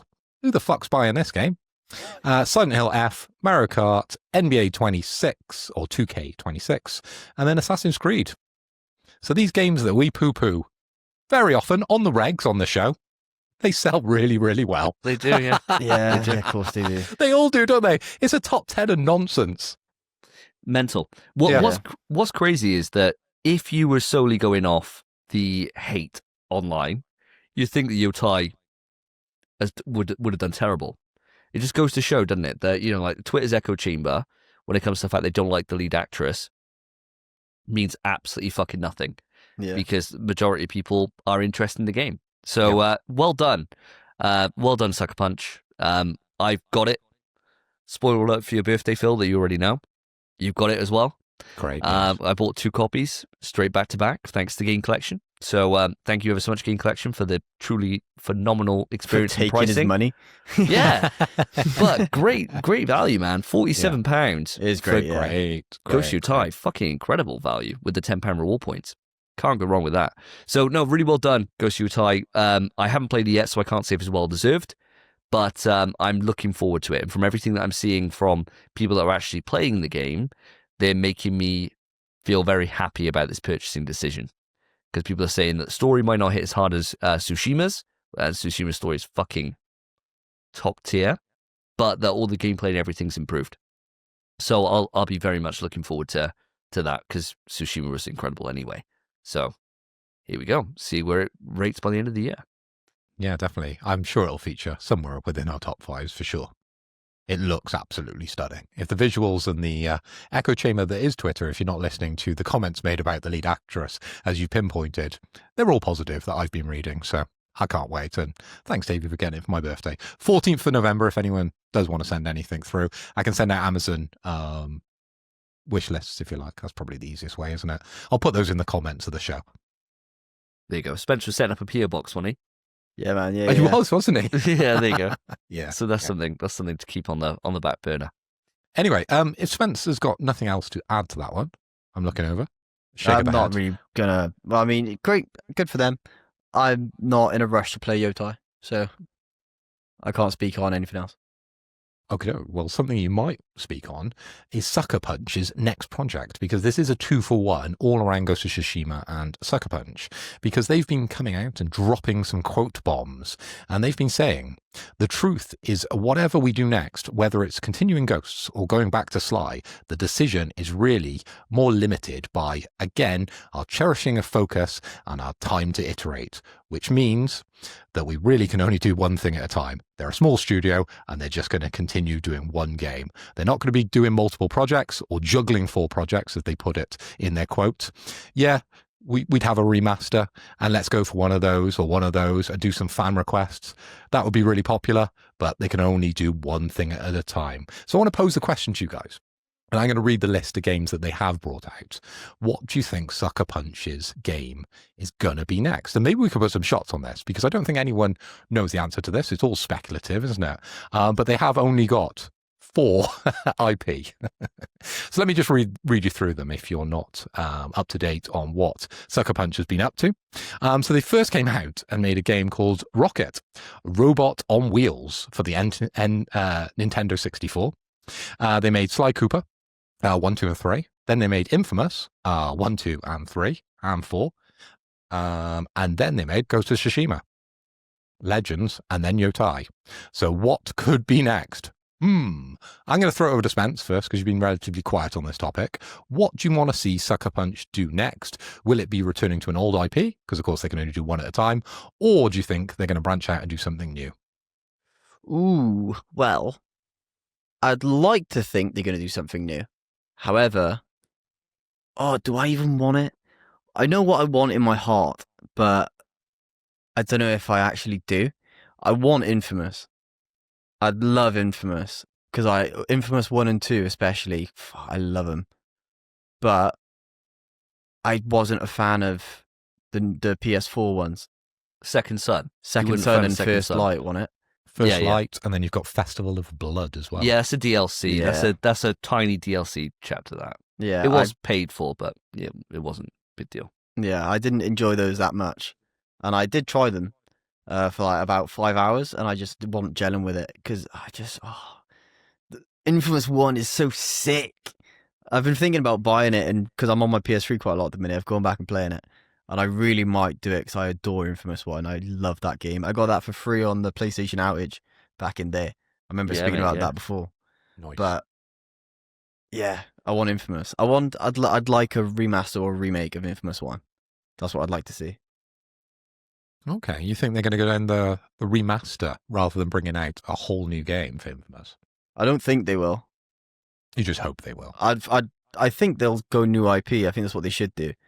But I want, in my heart, I want a remake of Infamous 1. Like a good remake of Infamous 1. It'll be very hard to put shots on that, because you've covered a lot of bases there. I'm going to go with Infamous 1 is my pick. Okay, Infamous 1. Dave, I'm going to hand it over to yourself. What do you reckon? Well, very much exactly the same as Spence, to be honest. Other than I don't want a remake of 1. I think someone like Blue Point could do that very, very well. I want true Infamous 4. Because we had Infamous Second Son and its DLC, which was his own campaign called First Light. Both fucking incredible. I don't think I finished First Light, actually. But I definitely did Second Son and got the platinum for Infamous. Was my first ever platinum. Infamous 1. What's that? First ever play, yeah. And then Infamous 2 is my favourite of the series. I absolutely love that fucking game. I think it's perfect. And it ends on like not really a cliffhanger, but kinda. Like Cole McGrath, the absolute lightning lad. Something's happened. I'm not going to spoil it for those that you decide to go and play. But right at the end, you think it's all over, and then there's a lightning strike that strikes out into the ocean, and you're like, I remember that. I remember that moment. Yeah. So I reckon you could just do Infamous 4. I reckon you could just do it. And I think the smarter play would be for them to be working on that, and someone like Blue Point to rekindle the love for the series by going back and doing like a remake or something of 1 or 2, or just like a remaster like they did for the Uncharted trilogy, and just put 1, 2 out as a standalone thing, just, with like 4K graphics, whatever. I'm fucking happy with that. I don't need to be a full remake, just a remaster of those games to get them off the PS3 and onto the PlayStation 5 and onwards would be perfect for me. And then they're working then on Infamous 4 and it's the return of Cole. That's what I would like personally. Do I think that's likely? No. Unfortunately not, because I never get what I like. I've been wanting fucking Resistance to come back since fucking time immemorial. Same with Killzone. So, and Motorstorm's fucking gone. So all these amazing franchises from PS3 are just fucking collecting dust. So I think that they're either going to go into a new era of Ghosts and do something else with it. Maybe flash it forward a little bit more. Personally, I don't want that. I think that they'd be best off just going and hitting the bricks and getting a new IP out the door. Because anything they do is brilliant. So what I'm saying, Phil, for the definition of shot... Is everything outside Sly or going back to Rocket Robot on Wheels? Absolutely not for Robot on Wheels. Sly, I don't think they could... I think you could give Sly to anyone. I think you give Sly to Bend, you know? I think, and they do a really good job with it. I think they did the last one, didn't they, Bend? They did the last Sly game? That's Sly 4, right? I think so. Can't remember what title it was. It definitely wasn't internal, a Sucker Punch. Oh, Sanzaru Games. There you go. You could just ship that out to anyone, I think, and they make a fairly decent crack at it. I'm going on the basis that they're going to come out with a new IP, but I want them to do Infamous 4. So I'm going to say new IP for them, even though this is going to be on the dock for like fucking 6 years. Are we happy with that? It's a bit of fun, isn't it? End of the day, but it doesn't leave me a lot to go on because you pretty much mentioned everything and sort of covered all bases, really. You know, I would have been going with the new IP, but if I'm looking at tradition, generally they stay on their IP a little bit longer. So I'll probably put my name towards continuing the ghost of Yoti, maybe with something else added on there, like they did with Legends of Tsushima. That's what I'll go for, seeing this is a little bit different to you guys. But that wraps us up there for my 2 for 1 on Sucker Punch and Ghost of Yoti. So Spence, over to yourself for your next impression and or quote of a video game, please.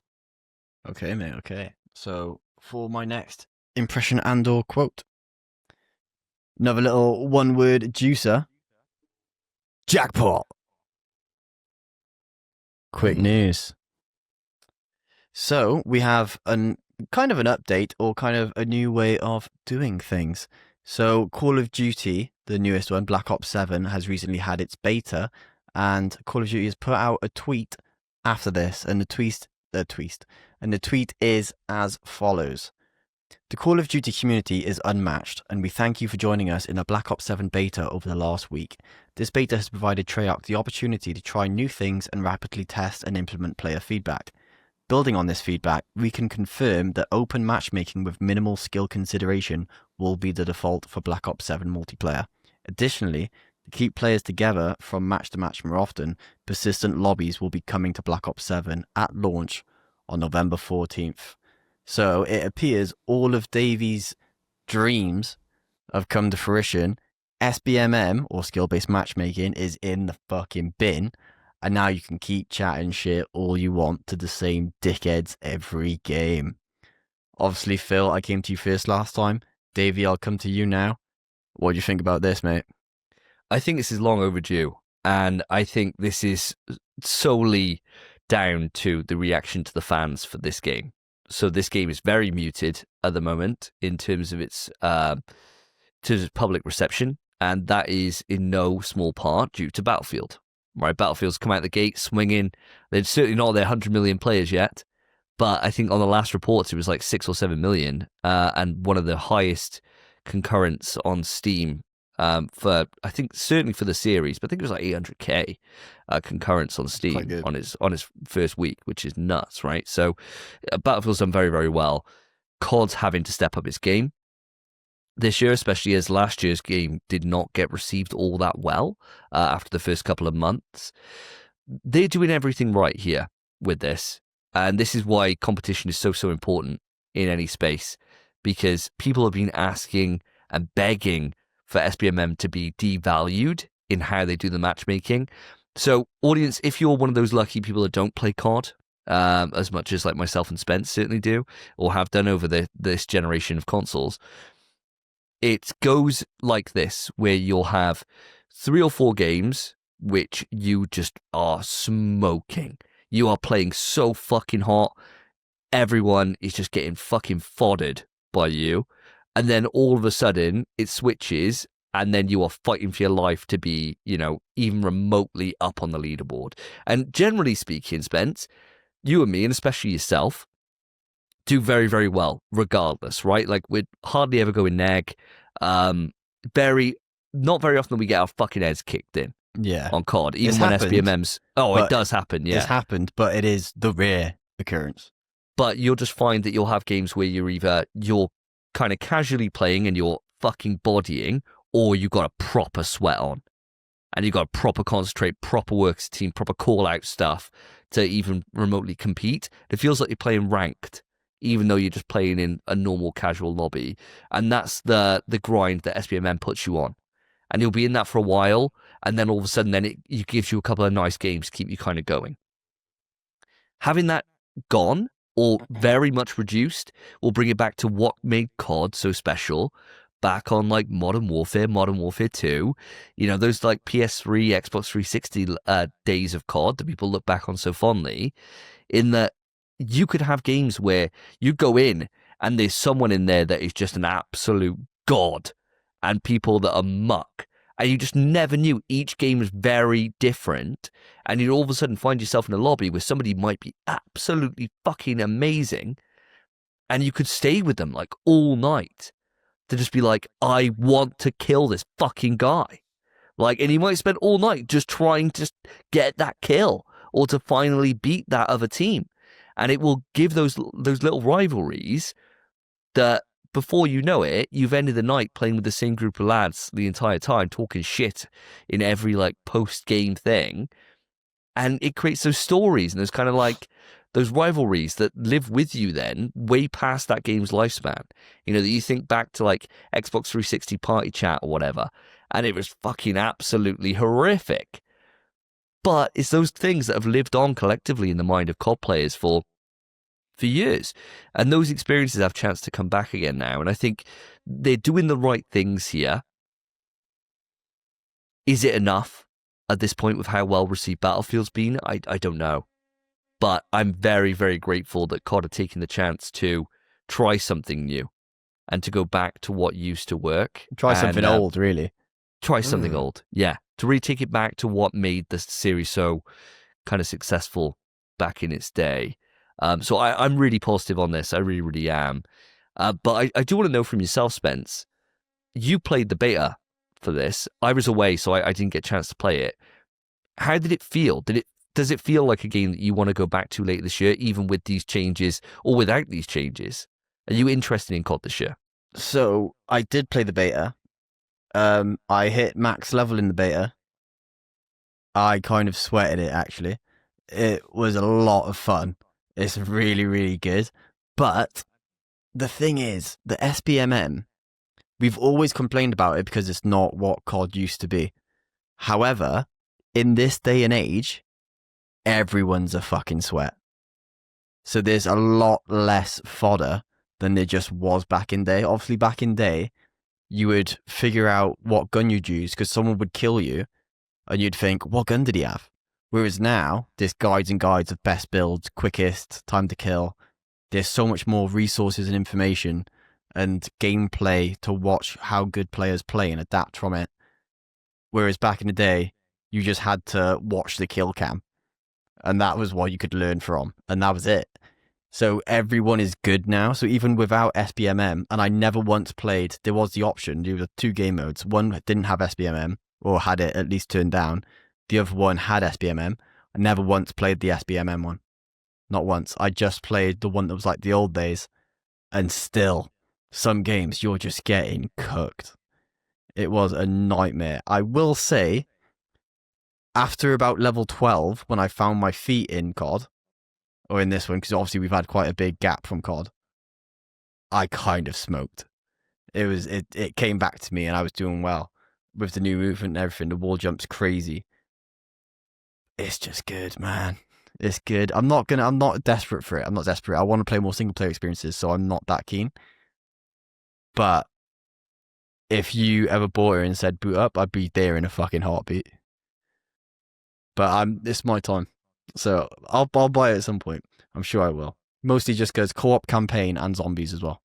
Yeah, sounds great. I mean, Phil, does the idea of going into lobbies without SBMM give you a bit of excitement? And the reason why I ask on this is because when you boot up COD every couple of months, right, and you play with us, Months. No, well, no. When we got it, when we have COD and we're booting up for the campaign, we do that See what stuff. you're saying. Yeah. You're then forced to go into the SBMM that we're playing on, which we've been grinding at, right? So it must be fucking hard work then at that point, because they're putting you against players that would give me and Spence, a hard time when we've been playing it all the time, and you're being dragged into that experience then, which makes it a lot harder for you to even find enjoyment in it, right? Because everyone else knows all the maps, they know everything. It's not like as if when SBMM isn't on, you're going to get those mix of people at Christmas that they just put in the game in. Oh, I can't wait to play my first Call of Duty. You'll have those in the lobby, right? So you may have some gods in there, but you're going to have a mixture of anyone, right? Every game could feel completely unique. Does that fill you with a little bit more positivity, or does it not make a difference? How do you kind of feel about it? Just got to get good, Davey. That's the problem. When you get into a sweaty lobby, you just got to step up. Who am I kidding? I'm not a COD guy. I've fallen out of love with competitive FPS. I'm 40.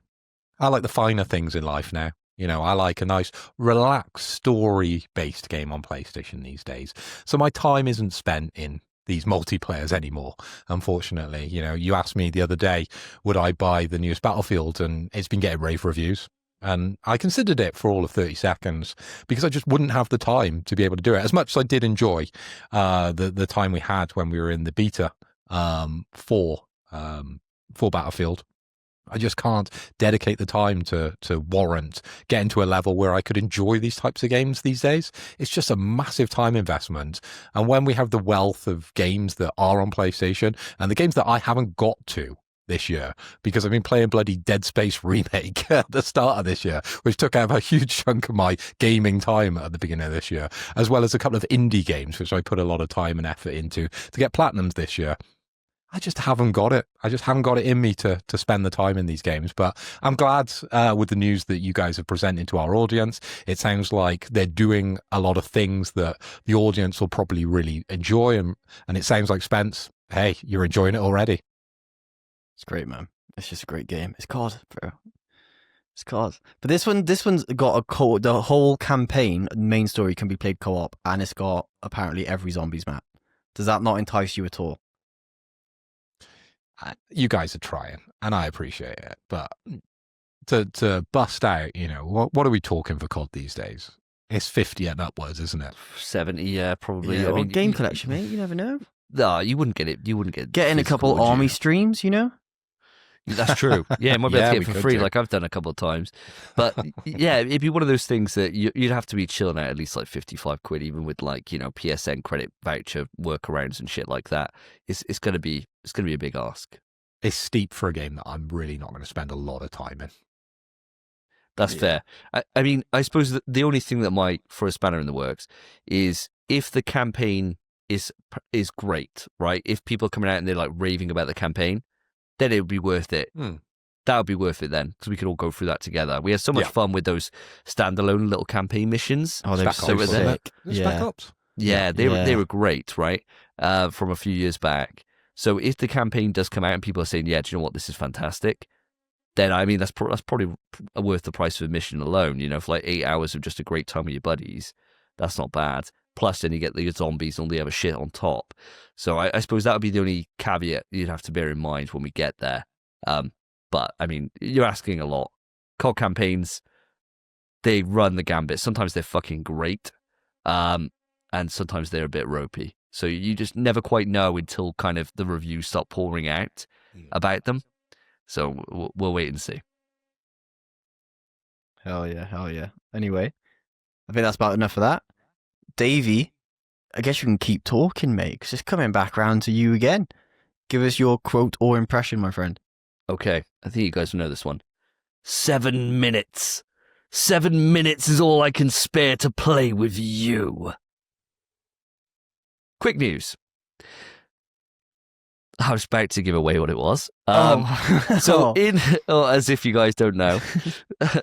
So I'm turning the button off for this one, all right, lads? I think that's a fair thing to say, because otherwise this would be a nightmare. So are you happy with that? Are you happy with me saying the button's off for this one? Yes, I confirm the button is off for this section. Well, we got two out of three of us saying it now. So if the buzzer goes off, it's not counting. Cool. So we've had some new news about Resident Evil 0 remake. So we've been speculating for a while on the show about which way they were going to go next, whether it's going to be Resident Evil 0 or whether it's going to be Code Veronica, right, in terms of the remake strategy. Which one do you go back to? All 5. Yeah. But I mean, it doesn't need that. Not yet.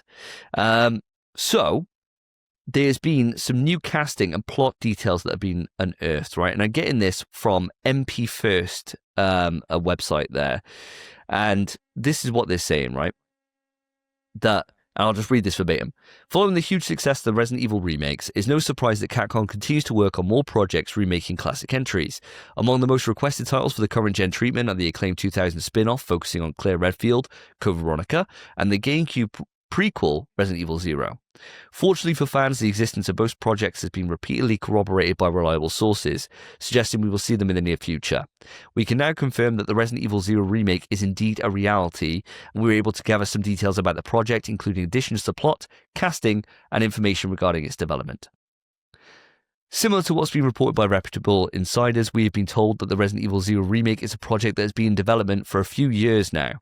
The title has been worked on under the codename Chamber, which works as a clever pun, referencing the last name of the protagonist, Rebecca Chambers, and that the voice and performance capture work with new actors for the leads would have begun at some point in 2024.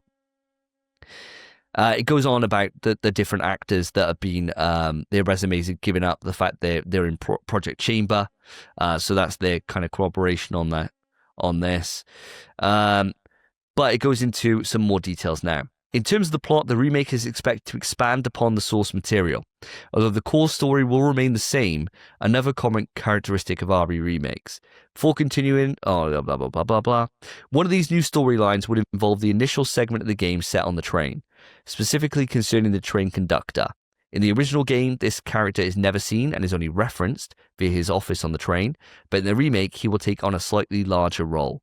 We can detail that one of the scenes involving this character has him asking Rebecca for help to stop the train's acceleration, only to end up betraying her by locking her in with a bunch of zombies so they can escape. Following this, we wouldn't see him again until reaching a later zone in the game, where Rebecca would find him interacting with another mysterious, unnamed character who appears to have knowledge of the general situation and clearly plays an important role in the plot.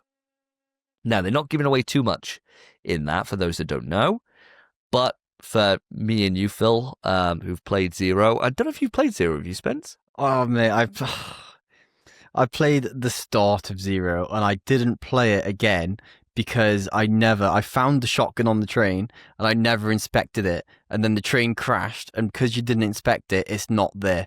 It's gone forever. You mug. So I was just like, fuck this, man, and I haven't played it since. That's happened a few times in games, hasn't it, for you? It happens all the fucking time. Where you've missed guns. Didn't you do that in Callisto or something? Yeah, I think I did, actually. Yeah, Mate, great bloody memory mind. I'm pretty sure I did. Callisto memory, that's what it is. Yeah. That's nuts. But I meant to go back to it, and I just never did. And that is why, by the way. Fair. Well, I'll give you one final piece for this on this article, right? So, interestingly, despite having all these details, everything indicates that we still have some time until we see this remake, as recent statements from insider Dust Golem suggest that we would first see the Code Veronica remake launch, which currently rumored to be targeting Q1 27, while the Resident Evil 0 remake aims for a 2028 release. Those are the details that we have at the moment. So quite a bit on this. Now, Phil, I'm going to come to you first on this, as somebody who's played through Resident Evil 0. How do you feel about the fact that they'd go back and remake this? I like it, and I like it a lot. I remember loving this game when I played it originally. I think it was the GameCube, wasn't it? It came out. And playing it through, had very fond memories of playing this game. But having revisited it some years later, I realised it was a bit shit. There was quite a lot to Zero that kind of was frustrating, but not frustrating in the right ways for survival horror. There was an exorbitant amount of backtracking in this game, and I think I referenced it maybe 2 or 3 episodes ago, where you have the crank and you've got to go back and you've got limited storage, and it's just pointless. It doesn't really add anything to the game, that element. Now, backtracking, it happens in Resident Evil from time to time, and it's implemented really well in certain games, but Zero, it's the worst. Honestly, you go back for miles and miles and miles in that game for certain items, and your storage and your inventory is ridiculously small. So I just hope they kind of rebalance a lot of those grumbles that maybe me and yourself, Davey, have had for many of year on Resident Evil Zero. And I think there's a lot you could probably do with it, okay? Because it's all about having control of 2 characters and kind of them helping each other out, one going one way, one going the other. And it's not like Resident Evil 5 where 2 people can control them. It's a single person controlling them. And that was kind of the unique aspect of this game. But I think there's a lot more they could do with it. And yeah, there's a lot of spoilers in what you've presented to us. There really is. So Spence, having only played the first part of the game, there's a couple of spoilers to what possibly could happen in this remake of it. Yeah, well, that's fine. It's the game. To be fair, if I get spoiled for it, the game's been out long enough. That's on me. You know, and I started it like 2 years ago. So yeah. you know, I don't spoil it. I'd appreciate that. But if I see something, that's on me. Just got to inspect the shotgun, haven't you? And then you'll play it. Bro, fuck me, man. Fuck me. Mate, it's because of what you're saying. The inventory was too small. I knew it wouldn't fit in my inventory. But that's at the start of the game, right? The bit I'm on about is like way into the game. I think you've got to go back miles. There's loads of zombies and stuff. It's just, mate, I went the length of that train about 12, 17 times, mate. It was backtracking even then. Mate, the backtracking itself, right? Like, as you said, Phil, and I think you worded this really, really well, is it's classic Resident Evil is the backtracks, right? And that choice of what you take out with you, what you don't, right? That constant nagging feeling of you get somewhere and you found more ammo, but you can't pick it up, right? Because you've got a fucking stupid key that you don't need at this time, right? Those kind of things are built in. But Zero just does it to such a stupid level. I just always remember the hook shot. I remember that fucking pissing me off so beyond. You only need to use it like twice in the game. And unlike other Resident Evils, there's no iron box, right? So you just drop stuff on the floor and then you can go back to that to grab it. And so what it means is you end up using, or I ended up using, communal areas that you go back to a lot as an item box. There'd just be glimps everywhere around in an area because that's your new item box. But what it means is you might progress through fucking shitloads of the game, and then you come to the point where I need that hook shot. And you think, holy fuck, I've left everything alive here, because I thought, why would I ever need to go back? I could just bin off my own, fuck them, I don't need them at this point. And then you're having to go all the way back through everything, and the enemies respawn. In certain key points of that game, like certain corridors, they just constantly respawn. So you can go there, clear everything out, and you think, I'm going to use this corridor all the time. Zombies are back. And you think, well, why? What the fuck? This ruins the whole point of my using my ammo here. So there's mistakes to be made. And I feel that this game could really use a remake. I think it actually needs one. I think it is flawed. And it's not like Resident Evil 1, which I swear with that remake on the GameCube is just perfect, right? Like, I do not ever want them to touch that again. I know I'm asking for a bit much. But Zero, I think with very little changes, they could really elevate that experience to make it what it was. I really think you're onto something there. It's the Dino Crisis of Resident Evils, isn't it? It is. Oh my God, it is. It's completely flawed, but it could be brilliant. It's kind of there. It's close. It's close. Really close, yeah. Great boss fights as well in Zero. Story's really good. Story's good for Resident Evil. Yeah, it's fantastic. For Resident Evil. There's a caveat. Yeah. No, it is good, though. It is good. It is genuinely good. Especially with the whole Billy's backstory and all that. Yeah, there's some fantastic. There's some gold there. A little bit deeper than the normal Resident Evil story. Spence, how do you feel about going back and this being remade? Are you quite happy to wait until the remake and going back, or do you think you're going to play the classic through? Definitely I'll play the classic before I play a remake. You mug. Well, I say that. I actually no. To be fair, I say that. I still haven't. I played 2 You haven't original. played 2, have you? You have played 2 original. When I was a kid, I played 2 original. Oh, right. I haven't played it again since. That was kind of like the only original one I had played. But I don't remember if I'd had ever beaten it. I just remember playing quite a lot of it. I don't know if I finished it. I've started 3 several times, and I just haven't done it. But it's on my Vita, and I'm going to do it. And it's on my PS3 installed. So I will do 3 at some point as well.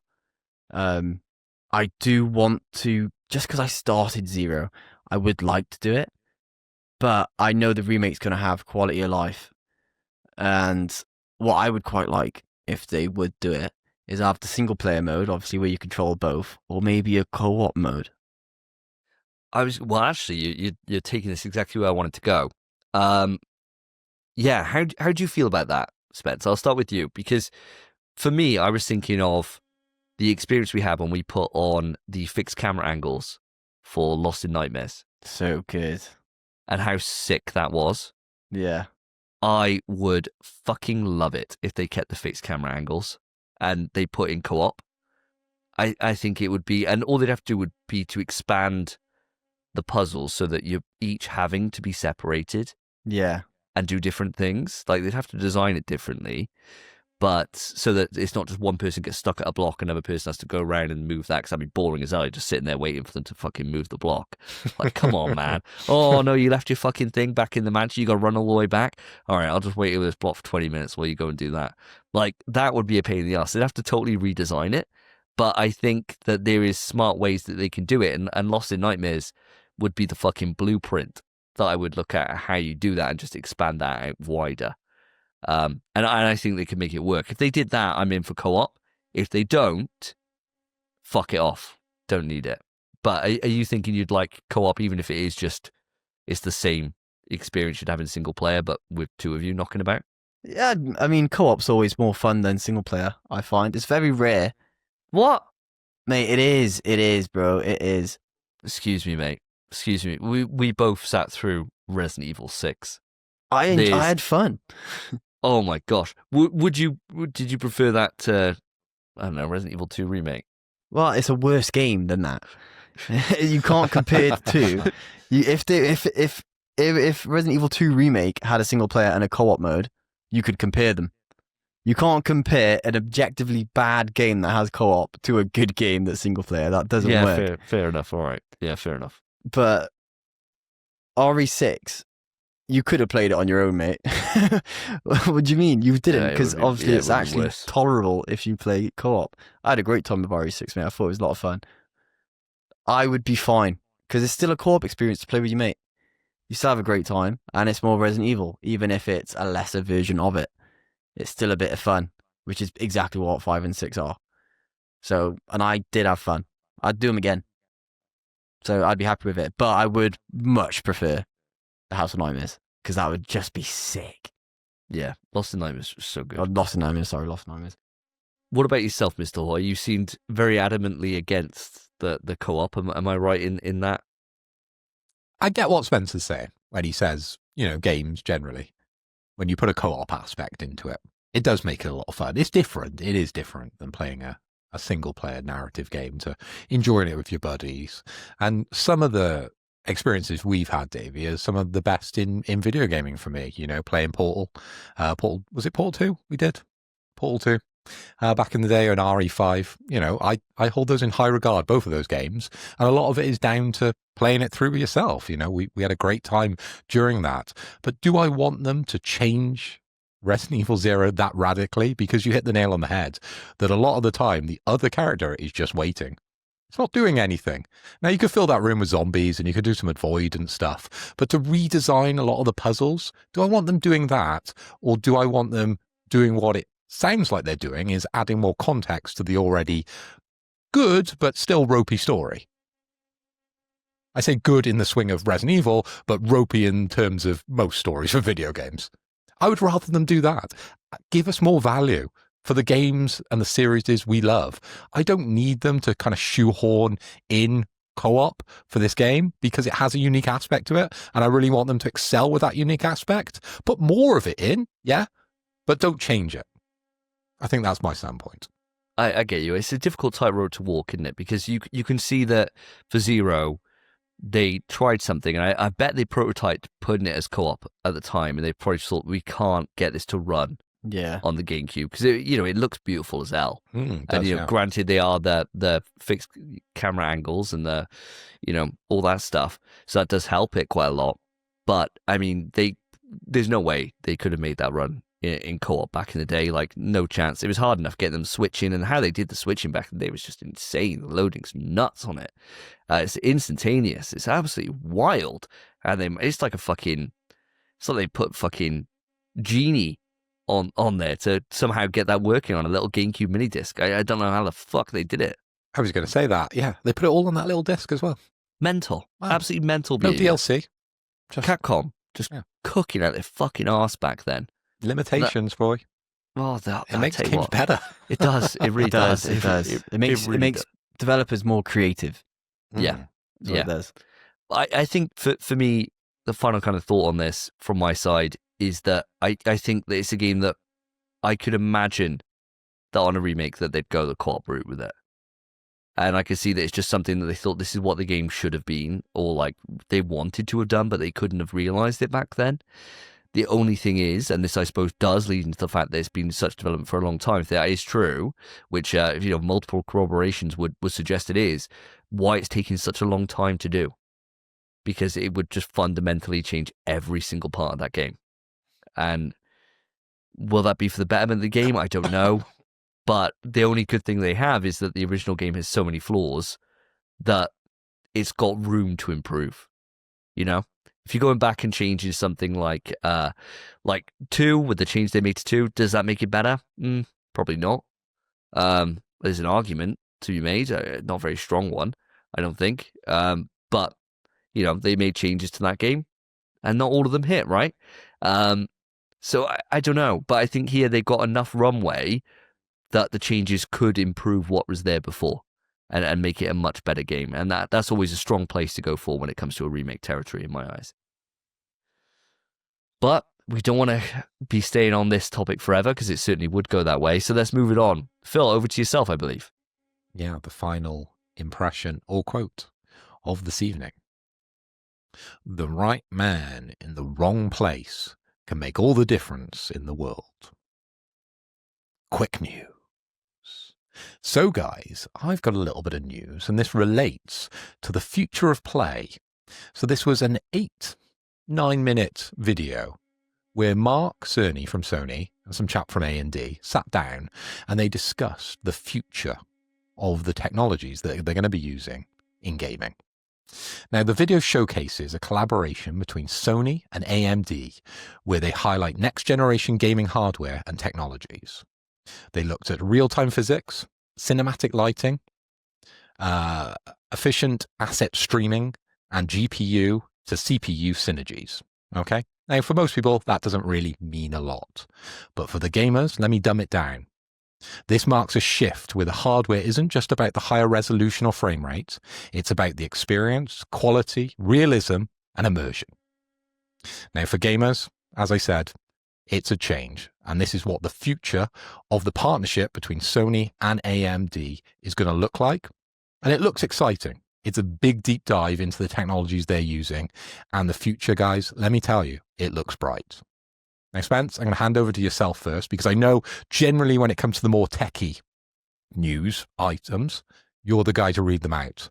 So have you seen this video? And does this excite you for the future of PlayStation? I have not seen this video. And it's one of those things, right, where I always have been a techie guy. As of late, I'm not really.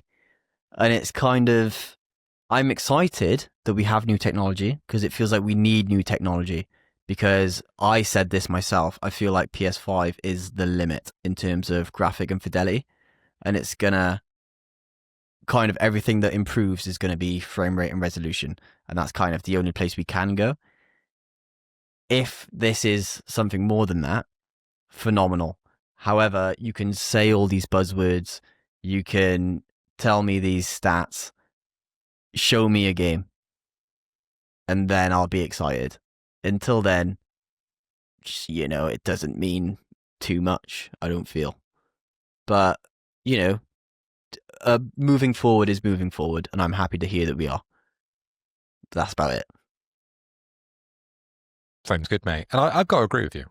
While it's exciting to hear about these new technologies, we actually have to see them in practice. Because there's been many a time that we've heard these kind of deep dives into technological, leaps forward.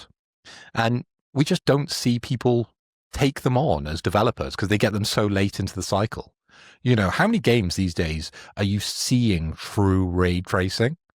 A speculative few, but not every game is coming out with those technologies. Now, when Mark Cerny sits up there and he's like, we've done this and this and this, and everything's much faster, you've got much more power to work with, and the scale, and that's what they talk about in this video, it's available for our developers to work with. If they don't work with it, what's the point in having it? If you've got a Ferrari, you've got to be driving that Ferrari. Can't just have it sat in the garage. How do you feel about this, Davey? Do you know what? When I first watched the video, I came away from it and I was like, I think I understand some bits, but a lot of it's over my head. And so I sat down and watched like a 30-odd minute Digital Foundry video, which just properly opened my eyes then to what they were talking about. They really dumbed it down for me. And if I remember rightly, which I probably won't, but if I do remember rightly, I'll link it in the description because it's fantastic. It really, really helped me understand it. And the big thing that I gained out of it and the thing I'm excited about is when they were talking about universal compression, right? Because that's the thing that, even with my limited knowledge, I understand the fact that when you're talking about ray tracing, it's very heavy on the GPU, right? Like extremely heavy on it. And games that are able to utilize ray tracing properly have to make sacrifices in other areas, which they probably don't want to, be that the frame rate, the resolution, the kind of draw distance, how they go about loading these things in, and making it all run as good as it can, especially when you got variances in combat or, traversal or, how much foliage there is, things like that. The universal compression, just being able to really minute that down so that the GPU isn't taxed as much as it would be, and it could just draw all this data in real time in faster, higher quantities, is really awesome. Because the big standpoint for this generation compared to the last one, to me, is ray tracing, right? That's why I try and play on.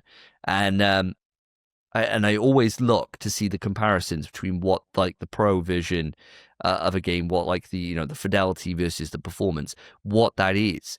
Because if it does have good enough ray tracing, I'll take the hit on frames, right? I'll be that weird guy that would do that, because that's when the game starts to feel next generation. It starts to feel like it belongs on the PS5. And unfortunately, to my chagrin, a lot of the time, it doesn't do an awful lot, right? Like, the ray tracing will be there, but it's not to the level I want it in. And the titles that do it right just blow your tits off. They look fucking incredible. But so many people just don't even bother. And the difference would be like in Capcom games, think about it, you get better hair physics. As if I give a fuck about hair physics, right? Like, I'm not taking a drop for 30 frames for better hair physics and slightly better shadows. Like, I don't, that's not enough. But when you've got like proper ray tracing implementation, it can really make the difference between a game looking like it could have run on the PS4 or can only be PS5.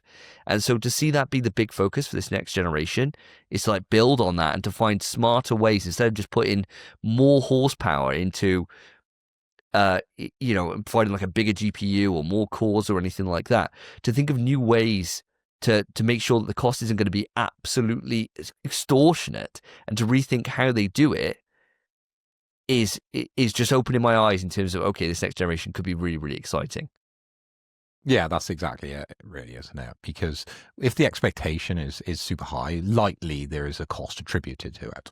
So what Mark and the guy from AMD is trying to do is lower the potential of that cost rising up, but they want the quality to rise up, far more than the cost implications. So it's that affordability, accessibility consideration that you'll have with the future consoles and generations that are yet to come. But it's good to see these type of things, because it gets you interested in what possibly could come in the future. So I think I'll leave that one there. Is there anything more that you want to add to that one, Spence? All I want to say, mate, is well done, Digital Foundry. That was the most technologically literate Davey has ever sounded.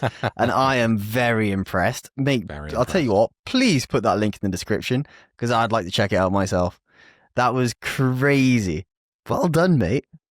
Thank you very much, mate. Thank you very much. I did do my research on this. I knew when I added this to the doc, and I did, Spence, for this peek behind the curtain audience, when I did put this into the doc originally a couple of weeks ago, I did make sure to say some homework for you boys and put the Digital Foundry video in there. So I haven't been keeping this info to myself. You did. I put it in remember you there. doing that as well. Yeah, so I'll reshare it with you because it is definitely worth a watch. It really is, and I'll try and remember. I really, really will. I'll probably be uploading this one, so I'll do my best. We'll see. But no, thank you very much, mate. I did do my reading on this one. Very good. And that brings us to the end of the quick news. So we're going to cycle through our impressions or quotes from a video game, and then we're going to have a guess. So Spence, do you want to give us your first one? And we'll try and decide if we know it before guessing. Sure. So my first quote and impression was negative. Now, Davey, I'm going to come out and say I have not got a clue when it comes to this one, so it'd be a complete guess. Shot in the dark. I got a guess. So do you want me to go? How do we do this again? Is it that someone who doesn't know, they go first, and the person who may know goes second, right? Yeah, I think so. So if you That's the way we're think doing you it. know, then you go second. I'm more confident than having no clue at all. I've no clue. So yeah, I'll go second then. All right, going to throw this one out there just because it's negative. Mr. Negative, Spider-Man Miles Morales. Oh wow! Do you think he sounds like that? And that's the wrong game for Mr. Negative anyway. Oh, which one is Mr. Negative? Just Spider-Man. Spider-Man 1. Oh, Spider-Man 1 then. Let's go with that one. Yeah, it's the Tinkerer in. It was. Tinkerins. Yeah. Getting old, mate.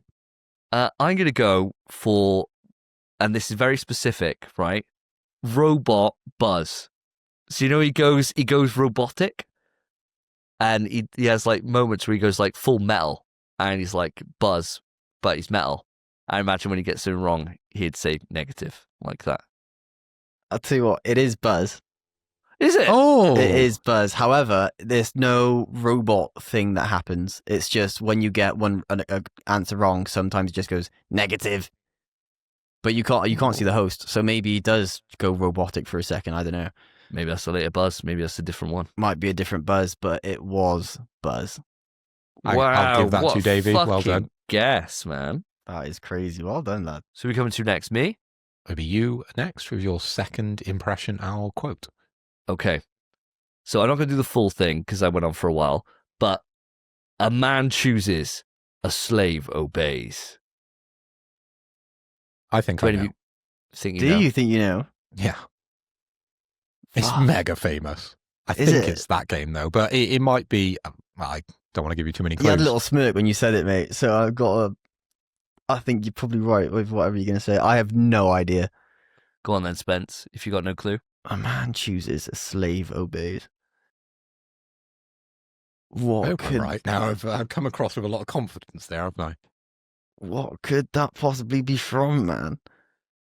A man chooses. The way you said it, it sounds like well, you wouldn't say it 3 times though. I'm just gonna say God of War. I don't think it is though. What about yourself, Mr. Hoy? I think it's Bioshock. It is Bioshock. Yeah. Very well done. It's Andrew Ryan in a very pivotal scene. Very memorable scene. I haven't played it. Damn. I've got to play that, mate. I know. It's installed. These are games we are meant to both have played, right? When we do impressions. Oh, sorry. Come on. It's so famous. It though, is a isn't famous You one, know, yeah. I haven't gone to the deep well. that's I haven't my done fault for like not a fucking playing it. Buzz one. Yeah. But yeah, it's a, you it's both a played famous Buzz. one. Yeah. Jesus Christ. Come on, mate. You own it all, Fucking- mate. You should just have said you have all of it, mate. You come on. Yeah. Fair. All right then, Phil. What's your one? Okay, here we go. Stay a while and listen. I know this as well. I don't know what it is. I know it though, and that's annoying. I feel the same. Do you want me to do it again? Yeah, go on. Stay a while and listen. I don't know if the impression's not that great, to be honest. I'm sure I'll say it and you'll do a better impression of it because you know it better than me, probably. I just thought this is a game both for you have definitely played and you'll know this character. Stay a while and listen. Fuck, man. I think I do as well. I in my head, I can't hear it in my head, but I know I've heard it before. I have no idea, man. I can't think of what the game's going to be. You can go then, because somebody's got a guess. Fuck. I'm going to say... stay a while and listen. I'm going to say the Duke in Village. Oh, That's quite a good one, actually. that's a great one, dude. I wasn't going to go anywhere near that. I was going to go Zelda. I reckon it's like a fairy or something. Zelda? No. Yeah. No. Yeah. Hey, Link, That's what I was- listen. Listen. Yeah. So I'll give you the name of the character and then you can give me the game, right? Deckard Cain. Oh. What's Diablo? Diablo. Fuck's sake. Well done. Which Diablo? Diablo 2. Not played it. No, what a shame. But you know the quote, right? It's really famous. It's like the NPC Yeah. guy. Yeah. I don't know. That's annoying. I wouldn't have guessed that, though. Well done. No one. I thought No, maybe. it's one of those ones you know that's in your mind, like when you're at a pub quiz or something. Yeah. It's an Yeah. earwig, isn't it? Now you can hear it. I Yeah. thought, Like the old in man's voice. in Village when you first go into the room in the castle to see the Duke and he starts talking to you. I thought maybe he says that. It could have actually been him. No, Like, that'd it be a good sounds like it should be him as well, doesn't it? Yeah, but I just thought that's not his voice though. But Yeah, you Damn. can never tell with Phil's impressions. Yeah, They're well, always I'm shit. They're always Shit busy. impressions. a bit wild. all right, you ready for my second, lads? Got it. Please. Jackpot. Now, I think I know this, but it can come from a range of games. So I think I know it, but my guess would just be repeating what I've already said. It's up to you, boys. It's up to you, Spence. You can pull the trigger, whichever one of us. So if you think it's one you've just already been said, what do you think it is, Davey? I reckon it's Buzz again. That's good. I reckon it's Buzz again. All man's been playing is Buzz. I reckon he just got it in his head. What do you think, Phil? Isn't it what he says in Fatal Fury, where he hits that person and goes, jackpot, when he hits? Oh. Well, you're both wrong, Oh, no. unfortunately. And I made this super easy for you boys because I've played 2 games, and that's Buzz and Devil May Cry. Oh, I should have Devil May thought. Should Cry, put a it bit makes of sense as logic well. on it. Jackpot Yeah. is what Dante says. He'll at the end of a cutscene, he'll pull the gun right next to their head, shoot, and go jackpot as he shoots the gun. Oh, He does. Oh, And that's I what it can was. confirm, yeah. fair enough. Yeah. So I put a little clue in the whole thing for you as well. I thought it was a fighting games thing. Jackpot. No, never. Definitely not Fatal fucking Fury as well. Come on. Just thought my guy's been playing nothing but Buzz. He He's loves just Buzz, stuck in, just can't leave it alone, you know? Can't do Buzz twice though. I'll do it next week. That would have been hilarious, actually. Double Yeah, that's what I Buzz. thought. He's done the same. He same just played one twice. game. Every single week, just 2 buzzes. All right, go on, Davey. You don't even need to do it. Wait, well, I'll Your do it. I'll impression do was it great for this one. 7 minutes. 7 minutes, all I can spare to play with you. I won't do the full thing because it made me have a coughing fit last time. So what you both know this, right? Surely. Yeah, how do Scott? we split the points on this? I'll tell you what. Spence should be number 1. Phil number 2. Go on. Alexa, give me a random number between 1 and 2. 2. Phil, you're up. So RE5, I think it's Wesker. I'll say RE5 Gold Edition. Wesker. Phil, you're right. Different Phil, you're right. answer, but still right. I tell you what, I gave you 1, Spence, because normally it seems to be that whoever it's the latest number doesn't get picked. So like when we do our, quizzes, we go 1, 2, and 3, right? And it seems to go either 1 or 2. So I thought, right, well, So you're admitting to cheating? Also, well, no, it's but random. well, yeah, I know it's random, but I was just, playing the thing. I don't want to give you 3 again and Phil be 2, and then he always like, oh, Alexa fucking me over. Whereas now she might actually be fucking you over. I got fucked over because the first one was from a game I didn't play. No, come on, mate. You said you knew it. I didn't know it. Well, there you go. Phil, give us your final one. So my last one. The Yeah. right man in the wrong place can make all the difference in the world. So I've got a guess, but I don't for a second think I'm right. Right man in the wrong place can make all the difference in the world. And it's a game we've all played. We've all played. All right. Fuck it. I've got a guess, but I don't for a second think it's right as well. I went first last time with Village, so you can go first, Davey. All right. I don't think it's this, but Max Payne. Spence? Well, if it is, I've never played Max Payne. Have you not? No, I know of it, but I've not played them. I'm gonna say, is it? Oh, I doubt it's something you'd say. I'm gonna say Sully in Uncharted. No. You guys are way off. It is an older game. We've all played it. Davey played it on the PlayStation. I played it on the PC. It is G-Man in Half-Life 2, talking sake. about Gordon Freeman. Oh, no way, really? The right man in the wrong place can make all the difference in the world. Oh, It's really famous, that quote. it's just sounds to me Probably like, as famous as the Bioshock one, I would say. wow. It just it sounds to me like something where, you know, like Max Payne at the start of every chapter, it's like that noir, like kind of comic. Yeah. To me, it sounded like something that he'd be like narrating against. But That does was mean- all about Gordon Freeman, right? He was kind of just the everyman in the wrong place, and he True. kind of saved the world because of it. does make sense. Yeah. Very good one. Very good one. Thank you. I like, you chucking in a famous one in there as well. I'm trying to be a little bit kind to you guys for some of mine sometimes, throwing in. Well, you're kind Nice to me. I little got one. both of them. Yeah, you weren't kind to very me well. at all. 2 games I played and 2 games I love. Horrible to Well- me. You pushed me down and spat on me, mate. Oh, mate, I'm sorry. Don't blame me. Blame the little bastard of Alexa. My answers are at the top of the dock. Oh, mate. Well, with that, I suppose the scores are in. Spence, you got a shot in the dock Yeah. next episode. That's all right. Yeah. Sorry, mate. That's all right, mate. Where the Don't- cookie crumbles. It is the way the cookie crumbles. Stop! Topic time! And here we are with topic, and today's topic is an absolute juicer. Last episode, we discussed the state of play, and we started getting onto the conversation of Wolverine, and from there, we were spinning off, and speculation was starting to form in our mouths. And we said, nope, let's cut that off at the source, save it for the topic of a future episode. Today is that future episode, and we are discussing Wolverine. Do we know any details here? No.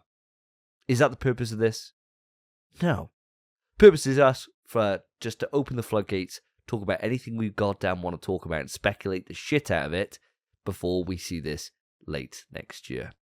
So, Wolverine. Where do you want to start, lads? I reckon first off, we start right with some gameplay stuff, because I think this is the interesting bit of meat. I think we can go in quite a few different directions. So let's start here. In terms of gameplay, we already know that the camera is behind the player. That's about it, right? Yeah. That is literally it. What kind of things do you want to see in the gameplay systems that will make this feel distinct from titles that Insomniac have done before, namely Spider-Man? What do you want to see here? I'll kick the ball off rolling if you like, with a very simple one. I want to see the ability to climb up walls like Spidey, but I want to see the claws dig into the wall, and that's how he climbs.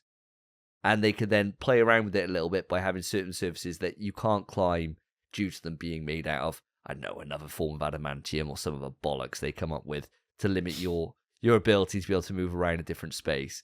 But I want to be able to see it dig in, and I want like the concrete to like flick out of it. Like I want to see like kind of destruction as you're going up and moving through the environment and leaping through. Like you can't climb on glass.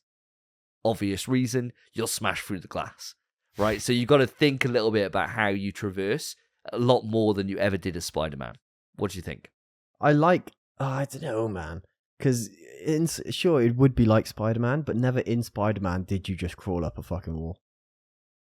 Like You you never ran. would. Yeah, you'd run. And Wolverine ain't bloody running. You'd run, or you'd yank yourself up or something, or just swing up there because it's quick.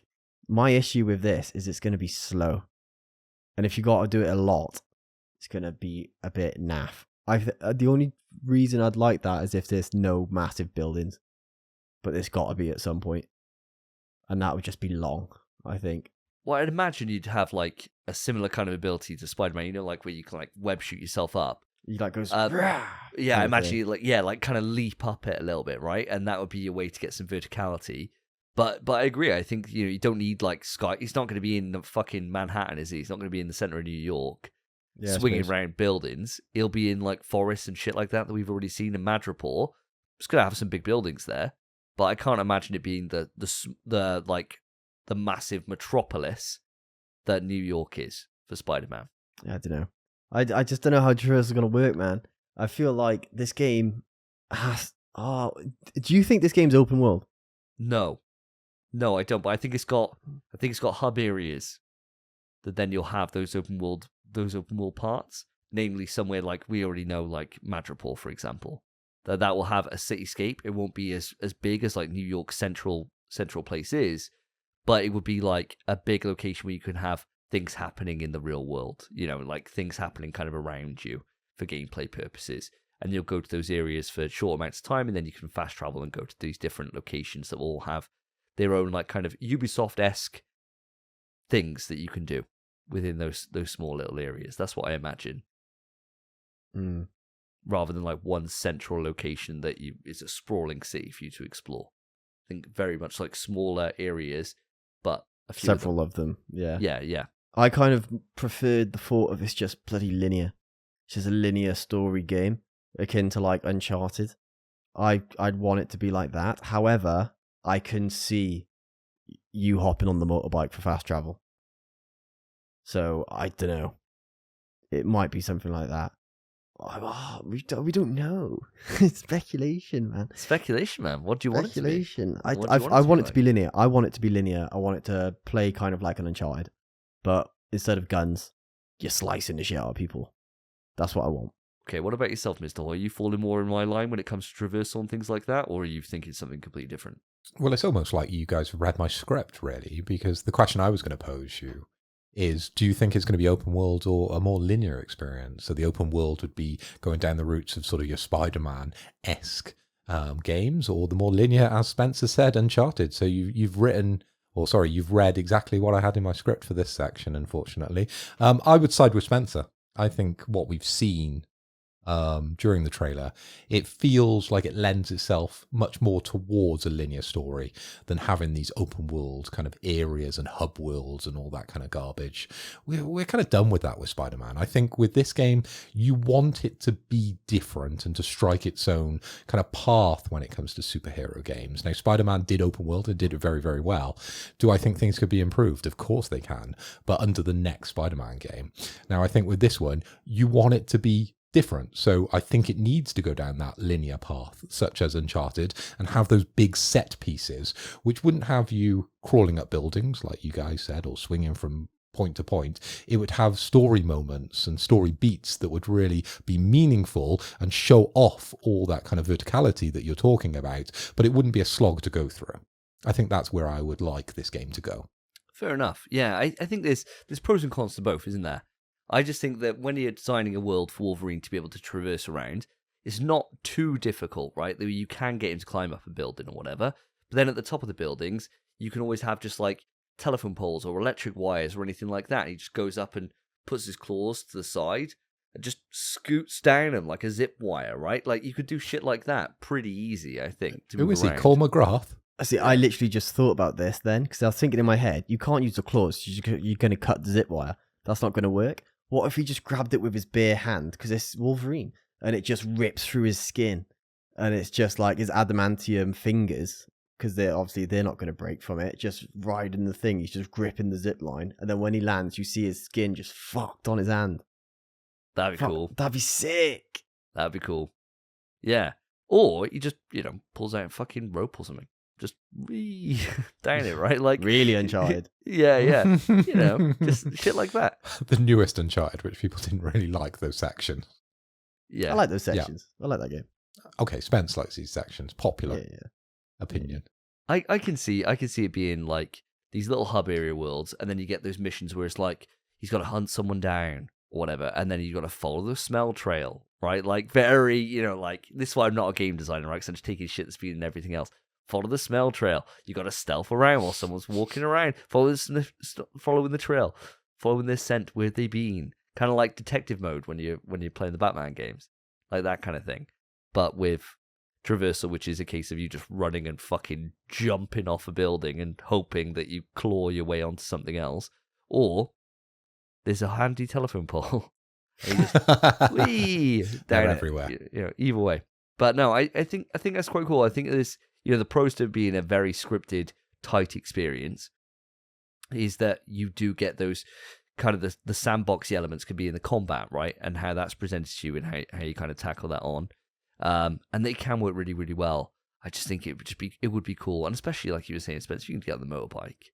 Yeah. That would be sick to cruise around Metropole and then just get out, go to a bar, start some shit. I don't want that though. No, It I makes don't me want feel that. like Uncharted Lost Legacy had a hub, and then you just split off from the hub, and I thought it was the worst one by far. And it probably is the worst one because it's kind of just a spin-off. You're not Nate. There's a lot of reasons to dislike it compared to the others. But you play as a woman, But It's a good reason to hate a game. great reason to hate a game. It's the popular one. But I just didn't like that layout. I like just chapter to chapter progressing through the game. You're making constant progress, and you're like, I'm 6 chapters in. It's so easy to talk about that game as well to other people because you can be like, I'm this far. And someone goes, oh, I'm 2 chapters behind. Don't say nothing. You know exactly how far someone is. It's nice when a game is structured like that, and Uncharted usually is. I keep going back to Uncharted, but that's the feel this game gives me, and I want it. That's what I want. I love a linear game, man. I love linear. I love knowing I'm almost done.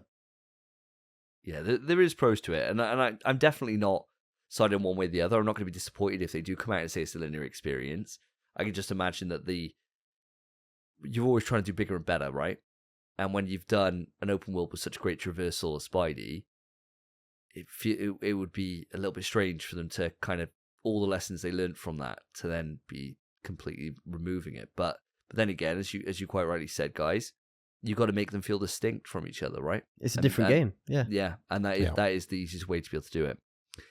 So moving on from traversal itself, in terms of like the rest of the gameplay nuts and bolts, health system, right? We started talking about this and we cut the conversation off at a health system.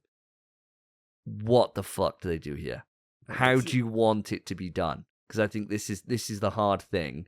Do you want there to be game overs? Do you want it to get to the point where the damage is too much? You go first, Phil, because I went first last time. Okay, well, I've been thinking about this and looking at Wikipedia when it comes to Wolverine. Obviously, he's got a range of different sort of skills and abilities, hasn't he? So he's well known for his strength, his durability, his abilities and his reflexes and his slow aging process, all right?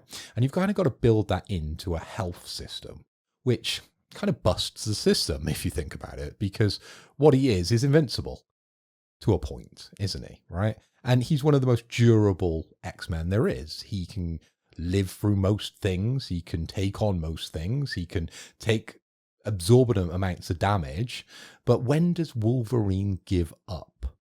And how does that work? Now, I quite like the aging part of it. A little bit like, what was the game you guys like? Sifu?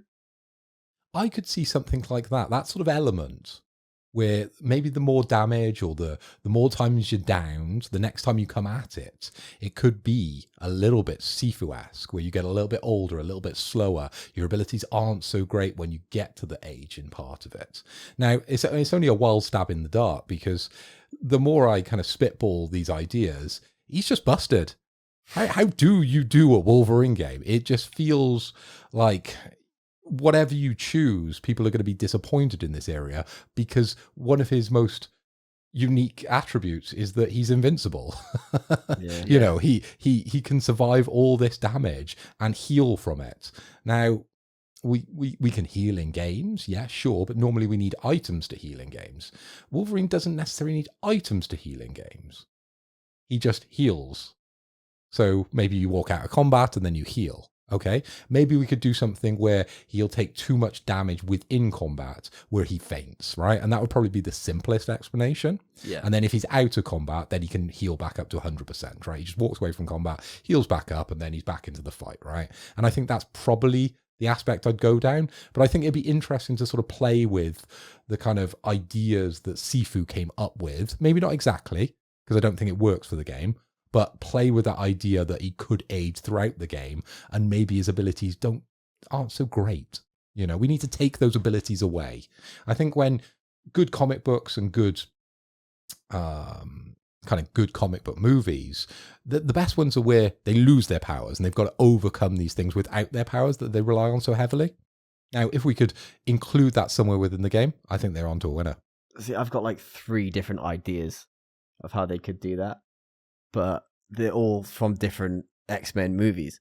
So one of them, it could be a game over screen, and you like at the end of Days of Future Past, where Wolverine just gets flung into the ocean covered in metal. So he's just trapped. You can't kill him, you can trap him. So maybe he just gets chained up, and he's like this with his claws, like in X-Men 1. He's just got his claws in himself. Cool. And that's a game over screen. Start again. I don't even think there will be one. It'll probably be like Spidey, where you just get knocked out and you just reappear. Not that I died much in Spider-Man, by the way. Another option. Huge boast. Yeah, I know. Yeah, yeah, good one.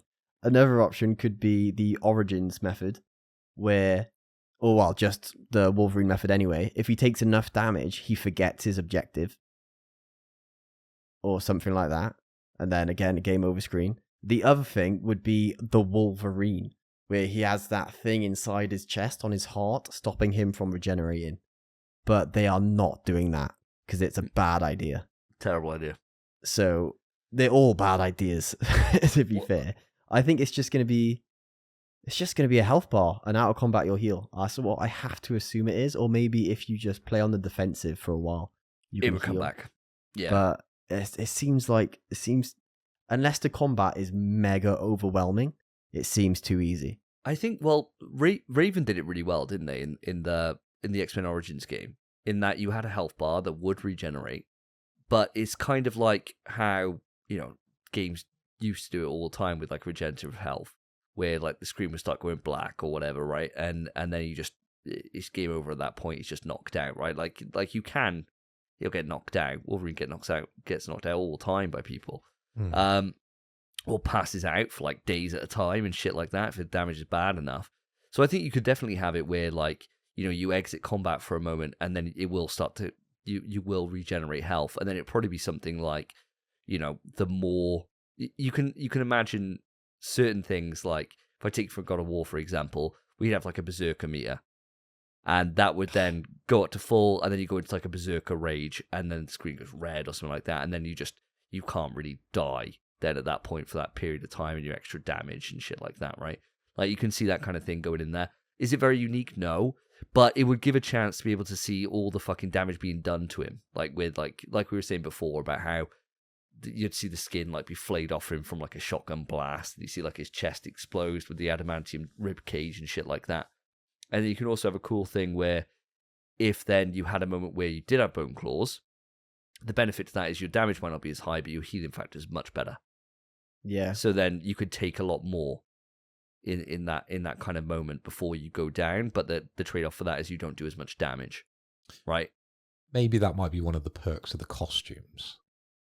Because I see where you might be going with this idea. I like it. Well, I was actually thinking more so, going back to when you were saying about locations, right, Phil? And I was thinking that the perfect time for me is if we ever go to the Savage Land.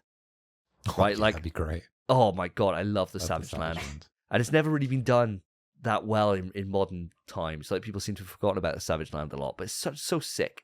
And the point of the Savage Land, for those who don't know in the audience, if you're not into comics, is that you don't have your mutant abilities, right? So Wolverine still has his claws.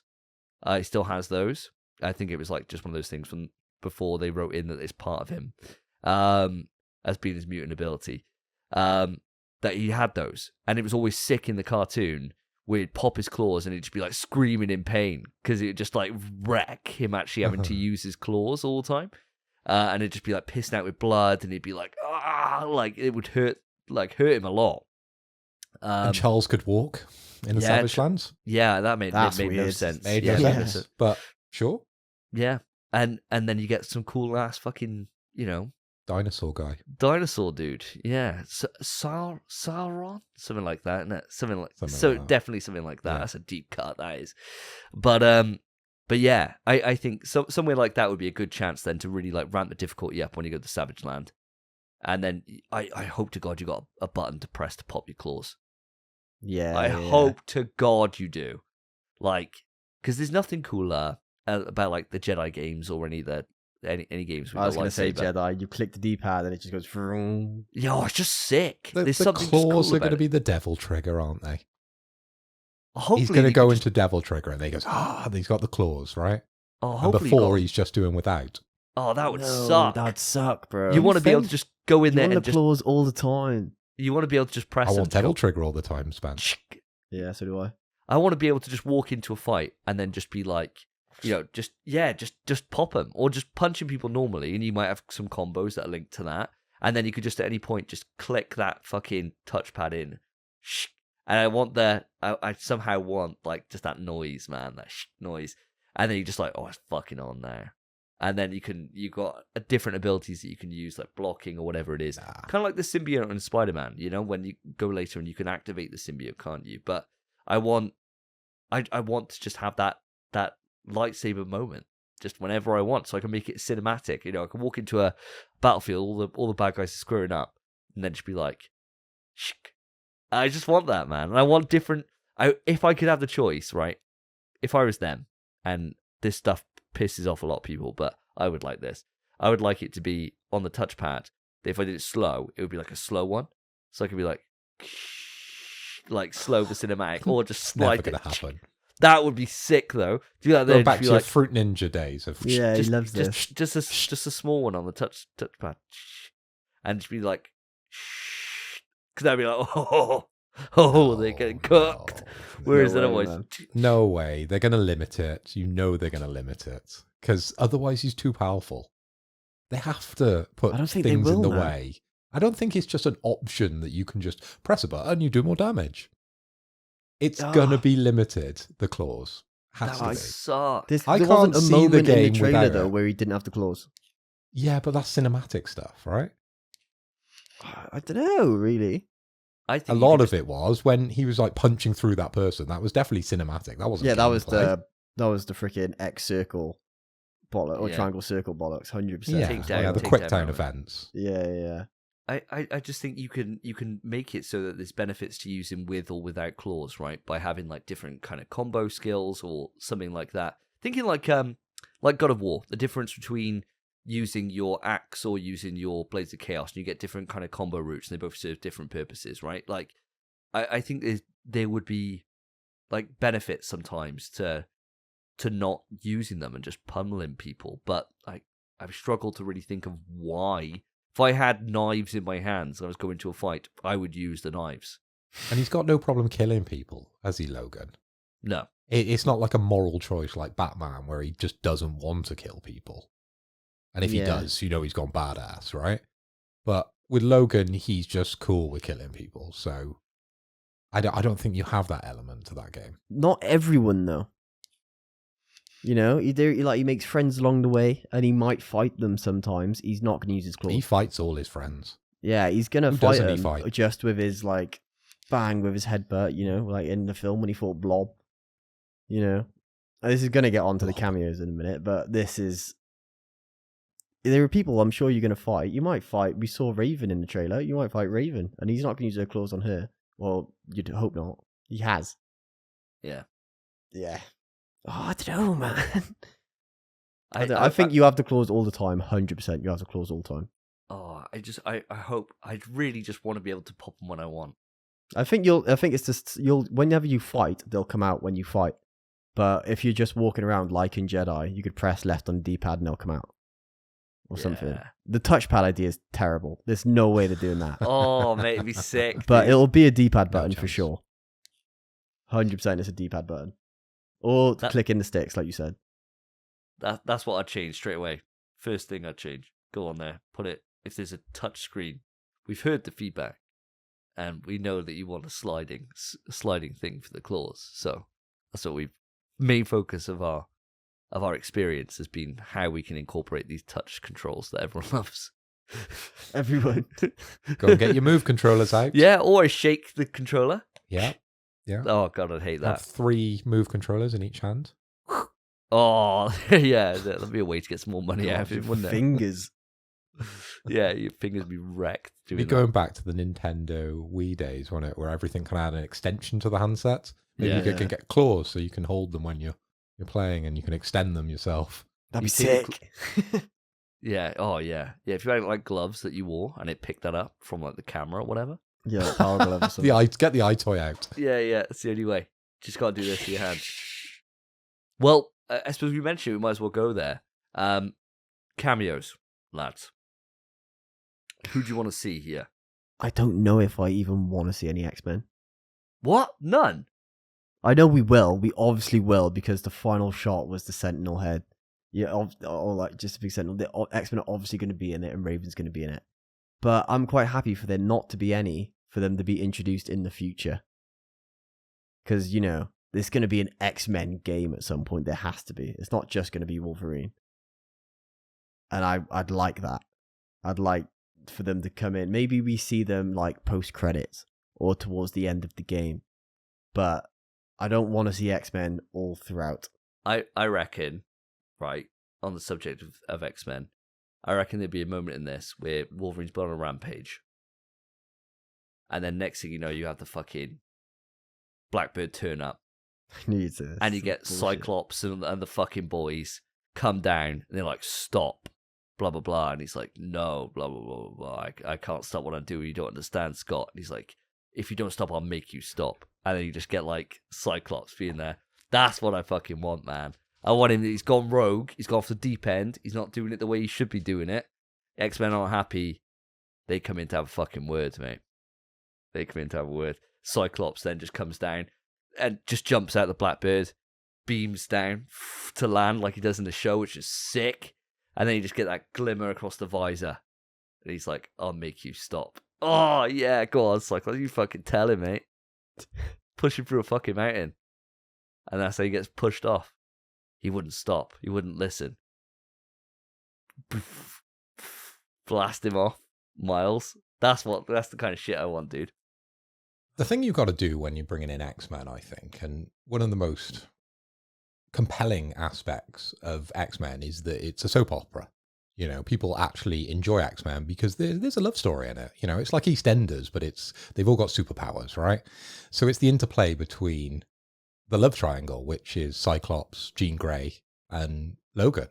So why wouldn't we, if you really want to ramp up that aspect, bring that into the game subtly, and then start to build on that relationship between the three of them and how that kind of works and how that plays out, and when Jean Grey is more with Cyclops and more with Logan, and kind of the aspects where they start hating each other because of these things.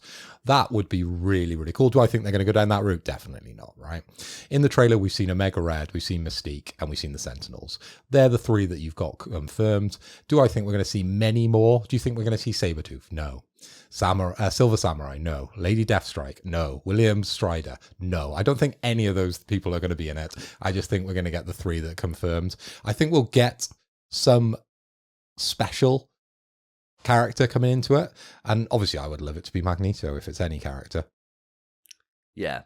Mags would be sick. I think they're saving it. I reckon it's a Sinister job. Sinister's going to be the big bad guy in the new X-Men 97, season 2. So it's Apocalypse and Sinister. So Sinister's like the low-level boss. Apocalypse is like the big boss. There's a couple of things that I fucking love, right? And it would be for Cyclops, you mentioned throughout, and he hates Cyclops, right? Like, yeah, he mentioned all the time. G's on about it. Cyclops telling him to stop, whatever it is, right? And then you go to finish, and it'd be like in God of War 2018, the ending, right? Where you're all back, everything seems fine, and then all of a sudden there's like a storm outside, and you go out and you get like Thor's hammer, right? But instead it's just like, I told you to stop, and then you just get like just the visor, or just the leather jacket getting taken off. You're like, fuck, a Cyclops, he's here to sort him out. That I'd be like, oh yeah, let's fucking go, let's fucking go. That would be so sick, man. I don't know why you hate Cyclops 4 so much, Spence. Mate, I don't know why you love him so much. He's class. Like, I like Cyclops, he's fine. And I tell you what, if it's like he's in like the shadow, like dust is blowing, you can't even see who it is, and then you just see the glint, and you can't make anything else out, that goes hard. That's kind of cool. I don't want him mentioned throughout the entire experience. What, just telling him to stop? Maybe Tell him hear to his stop when name he's like not 2 listening. or 3 times. If I'm hearing him every chapter, however the game's structured, come on, man. I reckon you just got different X-Men chiming in over the comp, being like, Logan, this isn't the right way. You're not following your head. You know, what would the professor say or whatever? And then you didn't listen, and just a glimmer, just like, oh shit, number 2 is gonna go nuts. This is his first game. He's got to be the good guy in the first game. Yeah, You know, people have got to love him. He's the most He's one of the most popular. Well, he is the most popular X-Men, he's got to be the isn't most he? popular, doesn't he? Yeah, Surely. yeah. So people have got to love him in this game. I don't think he turns rogue until like, you know, the second one to build up a bit of mystique for the Depends. third game. Yeah, Depends what actually, they I do. disagree, I think. Depends what they do to him. They got to do something bad. He's got to be good throughout this game. I disagree, I man. think. I honestly completely We'll see. disagree. Because Wolverine, he's always kind of just been a jag-off until he joins the X-Men, and then he becomes good. He's always just been a dick. Yeah. So they could easily play into that. He could be an absolute bellend until, you know, maybe the end of this game when the Sentinels come in. He's like, oh, X-Men, or Scott, we have to work together. To me, my X-Man. Fucking Yeah, brilliant. we'll have him saying that, will we? Fuck, you know, Scott will. Oh, man. I want Cyclops to be like proper. I want him to be there, and I want him to everyone's trying to stop Wolverine by like even just talking to him, whatever it is, and then just left no choice. Gotta send out the big guns. Sure, you can send out Storm or someone that can actually really stop him, but you know, send out Scott ain't stopping him. Scott ain't doing shit. He'd do a good fight though. Stand good still fight. and do this. And yeah, just blast him, bro. Give him the blast. Give him the optic blast, dude. It'd be a cutscene. You wouldn't get any gameplay. No. That's what it'd be. Yeah, you wouldn't. One slice is over. But, you know. Scott's dead. yeah, he is. Yeah. I'd like he's one in that. scene, right, where your whole chapter, you're working to fight. You're breaking into a massive building to get to the big bad at the end. And the final, like, part of the chapter is the big bad is Mags. And as soon as he sees you, he doesn't even look at you. He just goes like that. And you're just in a different continent then. And that's it. That would be cool. And that's all you see of Mags in the whole game. I'd love that. And then he turns into a bigger enemy in the next game. Once you've lost your adamantium or something, you can actually fight him. Yeah, it'd be cool. That'd be sick. And speaking of losing adamantium and things like that, you mentioned earlier on about costumes, Phil. And when Wolverine does lose his adamantium in the comics, he goes through like this crazy mutation and comes all wild and like a weird animal thing. Looks fucking awful. The art in the 90s was something else. Some of it hit Spawn, and some of it just didn't. And that was one. What kind of costumes and things like that are you kind of expecting here? Well, there's loads, because there's comic books. There's so many different costumes that you can choose from when it comes to sort of Wolverine. Obviously, the yellow and the blue is most famous, but you've also got, you know, a modern take on the yellow and blue. You've got the film adaptation from Hugh Jackman with the yellow and blue. And then going all the way back, you've got the classic brown and tan Avenue. They're the most iconic ones that you would that's think the one. about. Yeah. You know, you've got the old man Logan. There's been so many. You've got the Uncanny X-Men version of his costume. You've got, you know, he was in armor at a certain point when he lost his healing factor. Maybe that could come into it. You've got the tactical black uniform that he had, which was like black and purple, and he was doing stealth missions. Like, all these things could just get thrown in because there were so many in Spider-Man. And I think that's something that they will repeat in this game, where there'll be just like 20 odd different costumes that you'll get throughout this game, and you'll play different missions out with these costumes, and then you can switch back to them. Do I think they're going to have any kind of real world effects? We'll see. I don't know. why would you want to put the armor one on if it doesn't have the armor? I don't know. We'll see how the story plays out, if it makes sense to have these armor as upgrades. But he's already too strong, isn't he? Like Wolverine. I think they might just be superficial. I'd like it to be superficial. Yeah. It would have to be purely cosmetic. Yeah, because although I like how they did it in Spidey, where there was different abilities you can, like, after you use the suit or you unlock the suit, you can then have that ability to put onto whatever, right? Yeah. And I just wanted to play as Ben Reilly costume, like, the entire time. It's my favorite Spider-Man suit, or one of. And so I would rock that all the time, or Superior Spider-Man, because that is actually probably factually the best costume ever. Wow. Oh, it's up there, isn't it? It's that, the black suit, Ben Reilly. Those are the top three for me, anyway. Me personally. Factually right though. Fight me. But yeah, I think, you know, having that same kind of style, I don't see why they need to change it from Spidey. I think you're right, Phil. I think they nailed it, and you could just have whatever you want to play as. But then when you unlock the other costumes, you still get, like, the kind of benefits that are associated with those, and you can then stack that into however you want to take on that challenge and play it through. It makes the most logical sense to me anyway. Don't see why you'd fuck with that. I completely disagree, boys. Oh! Because I want this to be a linear story game. That's what I want. I'd like if the suit you have correlates to when in time you are. Because it seemed like there were moments in the trailer, I might be wrong, it seemed like you had bone claws and you had metal claws. And I'm assuming that's past and present. Or that's what I'm thinking of it anyway. And I'd like if you can change your costume at a whim, it's nice when you unlock that costume, but there's no hype there, you know? Whereas in this game, if they're going through different times, which is what I would like to happen, and that's how the chapters work, you'd know exactly when you are because of the suit. And that you'd be like, oh, I'm about to do this. And that'd be hype.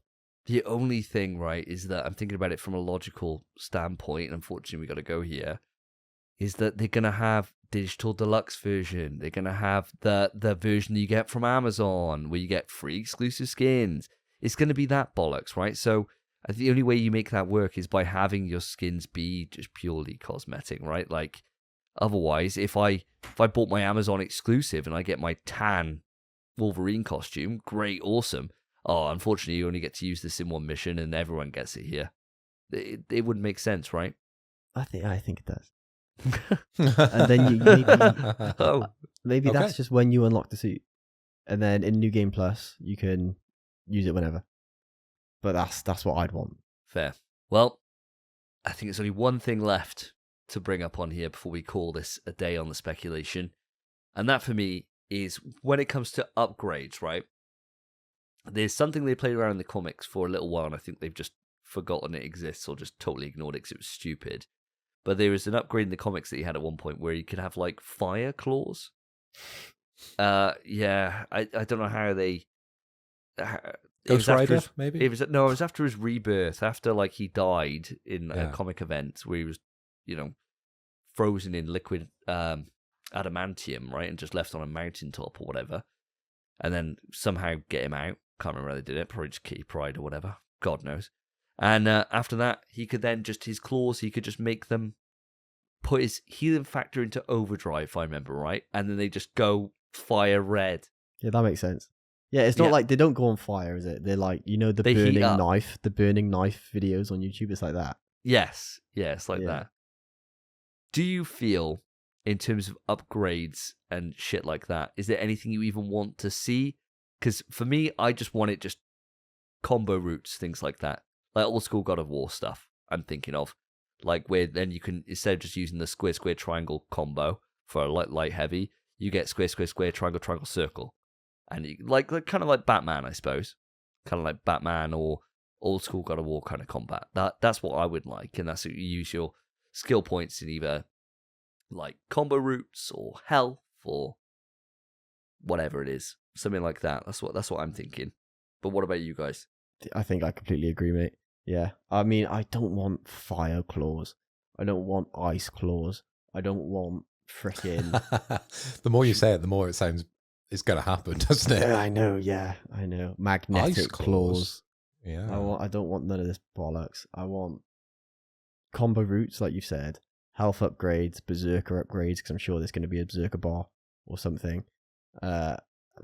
Make faster regen, stuff like that. That is fine with me. Maybe you can upgrade his strength, his sense of smell. Don't True, change yeah. the claws. Yeah, go into like a detective mode kind of thing, so you can see longer, see like more of threats, like kind of like Uncharted. Maybe you can like smell out like a dog in a game, right? You can smell out collectibles around the world, and you can upgrade the distance. That would be good. Something like that. What about yourself, Mr. Hoy? Or are you sold on the ice claws? No, I quite like the idea of upgrading your claws, upgrading your healing factor, senses as Spencer picked up, and then of course you've got your adamantium skeleton. Maybe you don't even start off with the skeleton. They've tricked you a little bit with that trailer, and you start off with the bone claws. You get the skeleton later, where you become a little bit stronger, and your healing aspect decreases a little bit, and you kind of play with those aspects to kind of sit alongside the story of how he collects them. But I don't want it to be an origin story, really. I just want him to experience two different points in time, a bit like Spencer, but I don't want it to be time travel. I think X-Men always finds itself in time travel. And No, it won't be time travel. It's just like him, like flashbacks. yeah, but what I'm saying is I don't want the game to be time travel, because X-Men finds itself quite a lot within time travel genres, and this is the first game out of a series. Eventually we're going to go time travel, aren't we? We're going to see some sort of apocalypse, or who is the character that we picked up on within Tokon, Davey, that we wanted to see? Which one, buddy? White character, pink face, X-Men. Oh, you're on about fucking the Sentinel from the future. Yeah. So God, I can't remember his name. There's going to be time travel at some stage. It's X-Men, but let's not do it yet. That's what I'm trying to say. Yeah, keep it to the Savage Land, innit? Yeah, sure. Keep it to the Savage Land. That's what we want. Want some Savage Land in there. But I think we've gone quite a bit on this. 40 minutes. Any other thoughts anyone else has got? Nimrod. I didn't even Google it. Nimrod. Oh, Come back nice. to him. Started typing it and it came to me. Nimrod, yes. Gonna eventually come into this at some stage.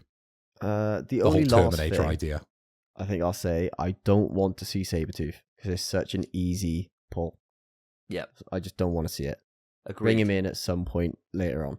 I don't want to see it. I reckon they do what I really enjoyed about the Spidey game, especially the first one, is throw some light on someone that I got to look up to be like, who the fuck is this? I had no idea who the fuck Mr. Negative was. And I've read Spider-Man comics for fucking forever. I had no idea who this was, and it just made me learning about that character and then going off and pulling up all back issues and things like that really quite enjoyable. And that's what I really enjoyed about like the Batman games, is that sure, you had Joker being the main face of it, but you had some proper deep cuts like Calendar Man and things like that at the time when I played them I was like, who the fuck are these people? And then I would go to the library or something, rent a graphic novel, and learn about them, right? And read into it. And I really enjoy when games kind of go into the back catalogue quite a lot. And seeing Omega Red's fucking hype as hell. I mean, I think everyone collectively was like, oh yeah, fuck yeah, Omega Red. I agree with you. I don't really want Sabretooth yet. I think if they're not doing a Cyclops ending, then a classic ending could be that Sabretooth's there, right? I'd hate that. Why? If the ending is Sabretooth showing up and then it ends, I'd be like, fucking obviously. Yeah, I know, Obviously. but that is like the main guy. Yeah, but fucking do it in number 2. Yeah, that's what I'm saying. Yeah, like he'll pull up and it'd be like the end teaser when the game ends, kind Yeah, of I like don't what want Thor that, was in man. Rag. I'd much rather the end teaser be the X-Men. That's hype, bro. Seeing Sabretooth isn't going to be hype. It's going to be expected, Yeah, but it would still be hype though. Like, I don't think anybody finished God of War 2018 and saw Thor's hammer and thought, well, this is left field. You've talked about like the entire game, right? And then like seeing it was like, oh fuck, we're on for number 2. It's going to be on. It's going to cook. Whereas this, all you have to do, you could end it fucking dark. It could be like he's over some body of some person you spent the entire game going for, and it's just Sabretooth. It would go fucking silly. Yeah, it would, but I don't want it. But it would. You're right, but I don't want it, man. You can just see it coming, but you are right. If it's done well, it's done well. Yeah, I suppose Yeah. that's the main thing. True. What about yourself, Mr. Hoy? Well, I could see Sabretooth turning up, but it would be more like hinted at, right? Because generally it's when Logan goes off into the wilds on his own, isn't it?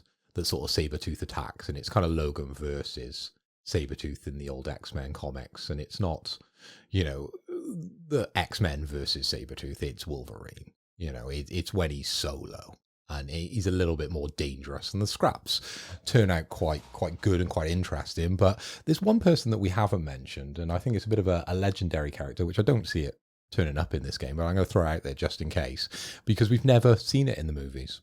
It's the Hulk. I was going to say the Hulk as well. Wolverine versus the Hulk. I'd love it. Everyone's wanted it for so long in so many different formats, and we haven't had it in the movies. Let's see it in a game. Let's see it in a game. Let's have a really wild twist where the Hulk is somehow the bad guy, and you're just seeing it from Logan's point of view.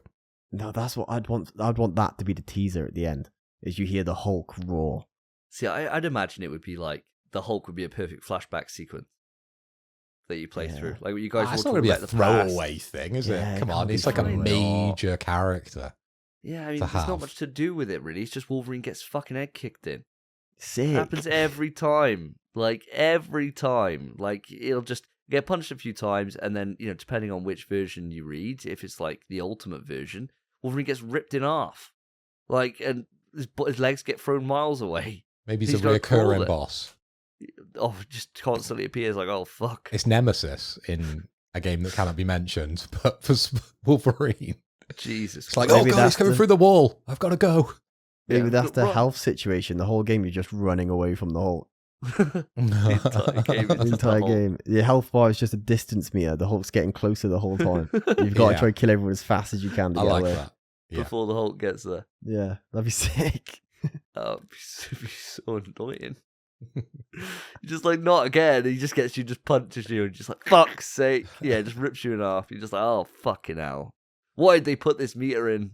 I was really enjoying exploring the city, traversing on these phone lines. And then the Hulk's here again? You can leap. I better put on my tactical black uniform so they can't see me. Yeah. I'm going to stealth. Good job I've maxed out my stealth abilities. Yeah, thank yeah. God. Thank God Yeah. I paid for the Amazon exclusive armor set, so I get 40% extra armor. And I've got Stark armor. Yeah, I got the Hulk trouser DLC, so he just smells himself, so the meter takes longer to come down. Oh yeah. And this is why we're not game designers. Audience, yet, yeah, oh God, I feel sorry. Well, as soon as we get a chance to that high-end AI that can make a game from scratch, you best believe we'll have Hulk run with you play as Wolverine. Running away. Audience, if you've enjoyed our conversation, then thank you very much. I hope you have. If you have, then please put a rating on. You can rate us on any podcast service that you listen to us. Would really appreciate it on Spotify, iTunes, if that's even still, they still call it. I don't even know. Don't care about you Apple people. Or YouTube. If you're on YouTube, then hi. Like and subscribe to the video always helps us. If you got any other Wolverine conversation parts you want to ask us about, something we've criminally overlooked, then write into the email pswetrust@gmail.com or hit us up on any of the socials, all of which are in the episode description. And with that will bring episode 122 to a close. It's been an absolute pleasure to podcast with yourselves, as it always is. I've been Davey. I've been Phil. And I've been Spencer. Take care, guys. Peace. In PS We Trust is hosted by Davey, Phil, and Spencer. You can write into the show via our email, pswetrust@gmail.com. Our Twitter is @InPSWeTrust. To find each of us online, follow our Twitters, @SSJDavey, @PhilipHoy, @SpenPie_. Thank you for listening. Take care of yourselves, take care of each other. See ya.